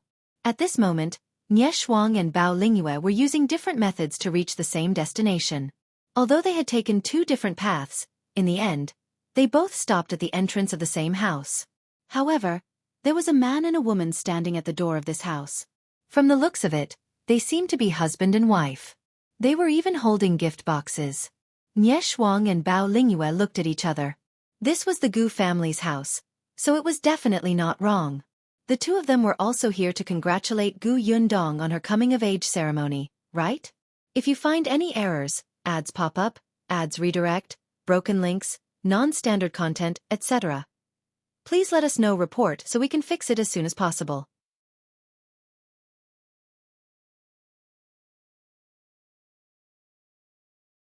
Chapter 9:15. Someone is talking bad about you behind your back. Nieshuang wanted to go forward and knock on the door, but this couple came first. Since this couple came first, they were naturally the first. The woman said something to her husband. She took a deep breath and went forward to knock on the door. However, after knocking for a long time, the door did not open. Bao Lingyue found it strange. Didn't the Gu family have servants? Why was the gatekeeper so unreliable? He didn't even guard it. Immediately after, the 2 of them heard the woman call out, "Uncle, Aunt, it's Yulon. Open the door." Nieshuang and Bao Lingyue were stunned. Uncle? Aunt? Were they Gu Yundong's parents? She had never heard of Gu Yundong having any cousins. Didn't Gu Yundong say that she only had one relative, eldest Aunt Gu? Nieshuang suddenly realized that she must have found the wrong person. She pulled Bao Lingyue along, wanting to leave, but she did not expect to hear the man's impatient voice. That's enough. They deliberately refused to open the door. Your uncle has already said that he has severed ties with you, so why are you still looking for him? Chen Yulon was furious. Why are you still saying such things? If your mother hadn't gone overboard back then and insisted on slandering Nyodan as a thief, would my uncle have been so cold-hearted and refused to interact with us? My mother just said it casually. If Gu Yundong had not meddled in other people's business, things would not have turned out like this. Gu Yundong? Nie Shuang and Bao Lingyue stopped in their tracks and pricked up their ears to listen. When Chen Yulan saw that there were people around, she quickly came up and pulled Wu Chong. Keep your voice down. Your shop still needs her. As she spoke, she pulled Wu Chong out. It seems that my uncle and aunt are not at home. Forget it. I'll come another day. Wu Chong snorted coldly. I don't think there's a need to come over. Only my mother listens to your nonsense about how good the things in Gus are. So what if they sell well? We don't have the money to buy goods. Your cousin is just a shop assistant in Gus. What can he help with? Look at what he can do. I feel embarrassed to see him ordered around by that hooligan from your village. Nie Shuang and Bao Lingyue did not hear the rest of the sentence, but they knew that these two people definitely had a feud with Gu Yundong and looked very shameless. The two of them were filled with righteous indignation, but when they thought about how they had found the wrong place, they immediately felt a little depressed. They thought that they should quickly ask the others. It was getting late. At this moment, they heard a laugh from afar. I knew you would walk towards the middle of the village. You must find the village chief's house. In Yongfu village, other than the two houses she and brother Xiao had at the foot of the mountain, the green brick-tiled house of the village chief, Chen Liang, was the most eye-catching. So when Gu Yundong heard Madame Deus' words, she quickly came out to look for them. Coincidentally, Chen Liang's family was at her house today. As her coming-of-age ceremony was tomorrow, Madame Zhou and Madame Song were both helping her at home. When Chen Liang heard that Gu Dejiang was back, he came to talk to him. After Gu Dejiang persuaded him, he changed his attitude towards Niu Dan. As expected, this kid was becoming more and more motivated in his studies. It was said that he had even received praise from the teacher last time. Chen Liang could not wait to share this matter with him. Therefore, when Chen Yulan and her husband knocked on the door of the Chen family's house, it was not that Chen Liang avoided them. When Nie Shuang and Bao Lingyue saw her, they quickly walked up to her. Sister Yundong. Lady Gu. Gu Yundong was rather curious as to why Bao Lingyue had come, but before she could ask, Bao Lingyue spoke first. Lady Gu, I have a big piece of news for you. Just now, two people were bad-mouthing you behind your back. This was big news? If you find any errors, ads pop up, ads redirect, broken links, non-standard content, etc., please let us know report so we can fix it as soon as possible.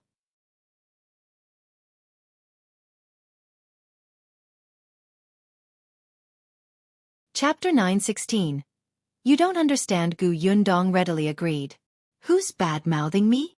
Bao Lingyue gave her a look as if she were sharing huge gossip. The two people who were standing at the door just now were calling uncle and aunt at the door. They said something about you being a busybody and harming them. I didn't hear anything else. They didn't knock on the door and left with the gift box. They seemed to have said that they would come another day. The corners of Gu Yundong's mouth twitched. Was it worth it for you to be so secretive and say that it was big news? That she was meddling in other people's business? However, Chen Yulan was the only person who called Chen Liang uncle at the door.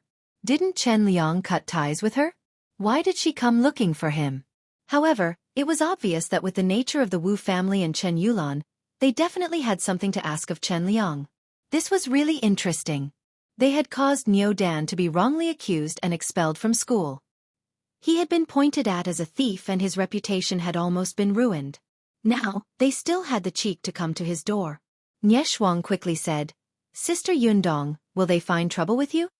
No, Gu Yundong said. I know who they are. Don't worry, they're just two thick-skinned people. Nie Shuang was relieved when she heard this and did not dwell on this matter. She only asked curiously, Sister Yundong, is this really not your house? Then is your house really at the foot of the mountain? Gu Yundong nodded. Indeed. Why was it built at the foot of the mountain? Didn't they say that it was more dangerous there? Well, the reason is a little complicated. When we first fled to Yongfu village, there was only one foundation we could choose. In addition, it was quiet and the environment was quite good. It's not dangerous. There are very few wild beasts on Nine Tigers Mountain. They won't go down the mountain easily.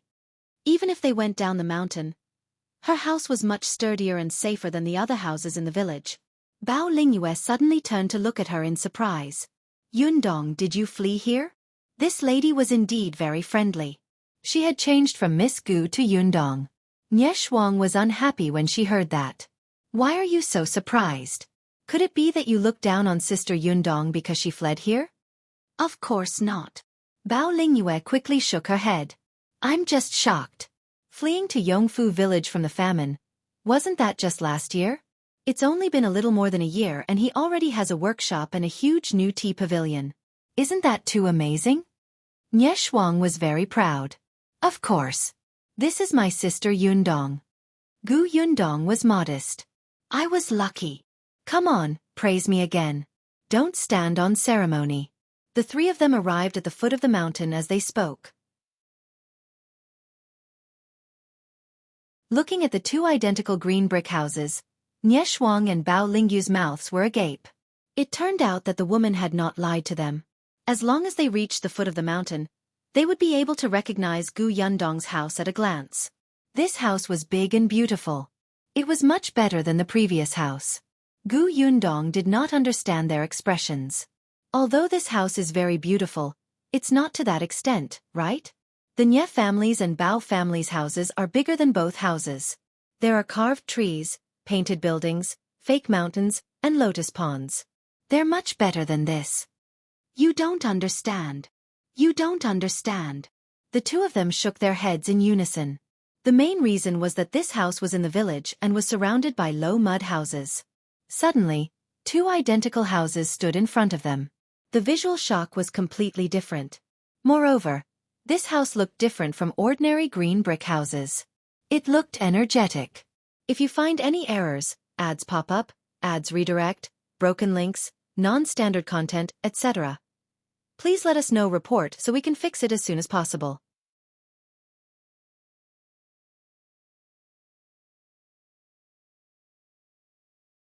Chapter 917. The Difficult Madame Zhou Energetic? Can the house be described as energetic? Gu Yundong exhaled and led them through the door. The Gu family was very lively. Everyone took Gu Yundong's coming-of-age ceremony very seriously. Not only did Chen Liang's family come to help, but the Shi couple and Lan Huar also came. Dong Xiulan also brought the children. Gu Yundong had not thought of inviting Madame Dai and Nie Shuang. After all, she had almost forgotten that she was about to become an adult. Moreover, the coming-of-age ceremony was held in Yongfu village. Madame Dai and the rest were in the prefectural city. It would take an entire day to get to the county city by carriage. Not only was it a waste of time, but it was also tiring. But who would have thought that they would still come, and even bring along Bao Lingyue, a lady whom they had only met once. Gu Yundong had guessed that Bao Lingyue had a good relationship with Nie Shuang. After all, she could hear the familiarity in her tone when she spoke of Nie Shuang. However, Gu Yundong did not expect their relationship to be so good. According to Nie Shuang, she happened to bump into her when she and Madame Dai were about to set off.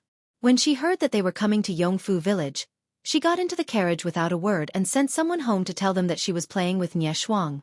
It was said that she often went to the Nie family to look for Nie Shuang. The Bao family was already used to her.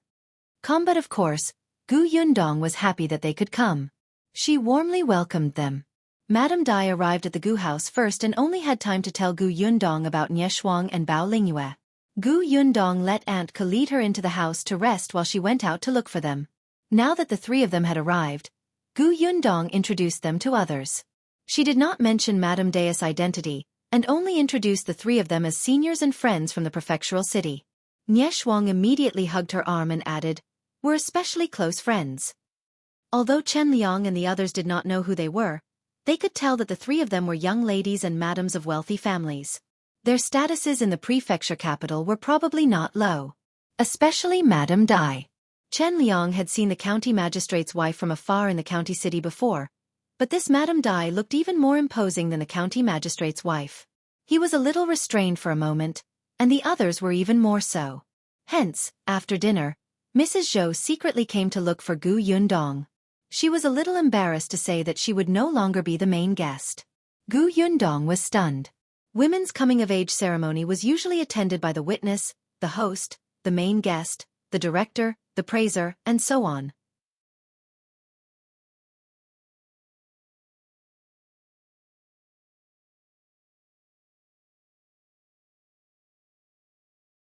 Chapter 9:18.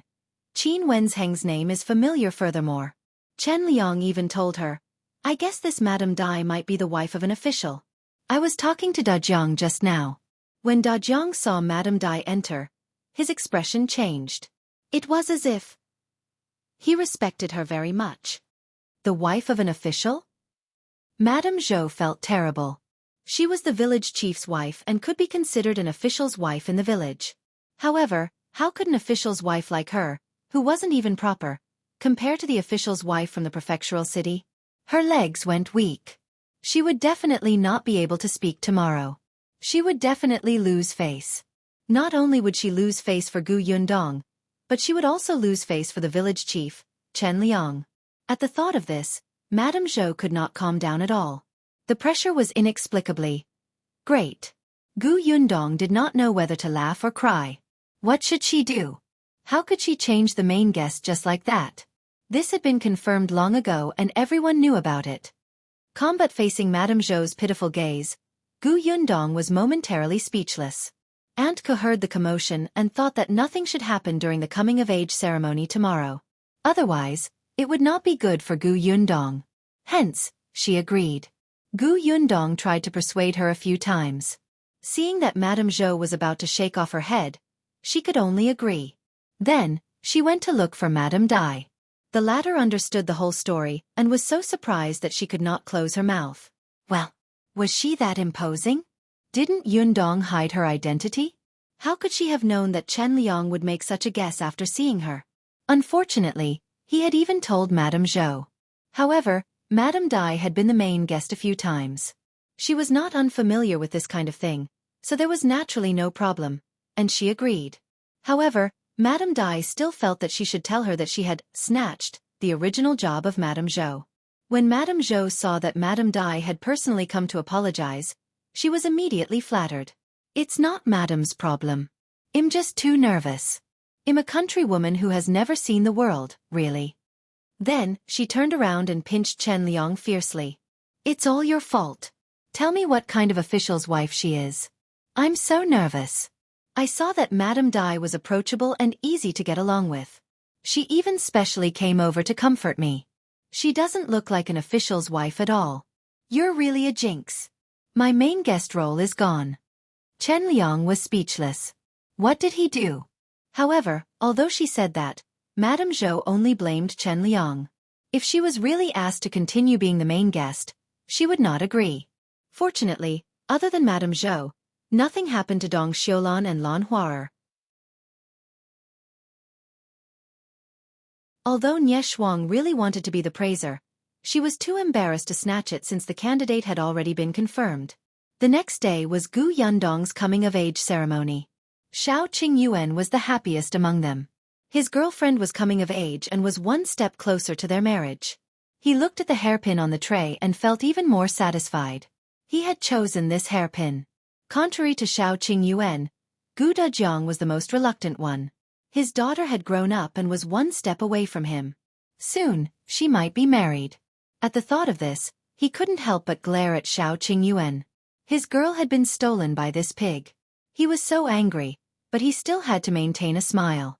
After all, as the host, he had to welcome guests.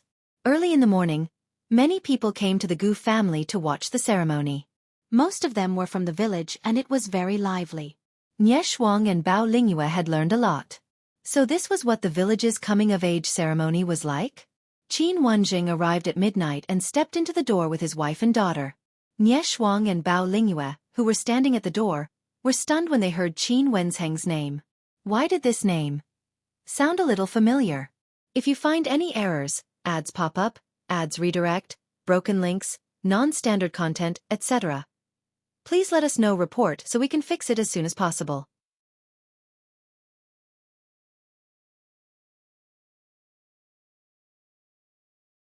Chapter 919. Qin Wenzheng was allegedly killed. Qin Wenzheng? Qin Wenzheng. Nie Shuang and Bao Lingyue looked at each other and rubbed their eyes hard. Qin Wenzheng? Wasn't he the young genius? The one who got the top scholar title at the age of 18? Is it him? That's right. My big brother really admires him. It's a pity that I heard that he suddenly resigned a few years ago and went missing. But there were also people who said that he was actually... Bao Lingyue lowered her voice. They said that he had actually been harmed. Is it true? It's true. When my elder brother heard the news, he was very sad. I was also very sad. I could not believe the truth. After a long time, I reluctantly accepted it. The heavens are really jealous of geniuses. Bao Lingyue sighed faintly. And think about it, if he had not been harmed, with his talent and learning ability, the current emperor would definitely have let him return to the court. I heard that many court officials who were talented and capable but couldn't accomplish their ambitions have been recalled since the new emperor ascended the throne. They have even been placed in important positions. Nie Shuang also knew this news. When she heard this, she glanced at Qin Wenzheng, who had walked in with his wife and daughter, and said, "In that case, this Qin Wenzheng only has the same name as him?" "I think so, but considering his age and appearance, he seems to be as the rumors say." Nie Shuang rolled her eyes. "Let's go and ask Sister Yundong." The two of them entered the room. Yundong sat in the room and waited. She did not have to do anything today. She just had to take a shower and change her clothes before waiting in the inner room behind the east room. Madame Dai was also in the room. When Nie Shuang and Madame Gu entered, Madame Gu happened to enter with her daughter. Qin Wenzheng greeted them outside the door and went to talk to Xiao Qingyuan. Compared to Nie Shuang and the others, Madame Dai knew more. Of course, she knew if Qin Wenzheng was dead or alive. She also knew about his matters in Fengkai County. Previously, Qin Wenzheng had even brought his wife and daughter to the Dai residence to visit her husband, so she knew Madame Gu. However, what she did not know was that Qin Wenzheng actually knew the Gu family and had such a good relationship. Gu Yundong's coming-of-age ceremony was attended by his entire family. No one was left behind. She turned her gaze outside and happened to see Qin Wenzheng talking excitedly with Xiao Qingyuan. She was instantly enlightened. Could it be because the two of them were familiar? Coincidentally, Madame Gu was afraid that her daughter would come back dirty again after running out crazily. So she bid Madame Dai and Yundong farewell and hurriedly chased after her. She could not tell how familiar the two of them were.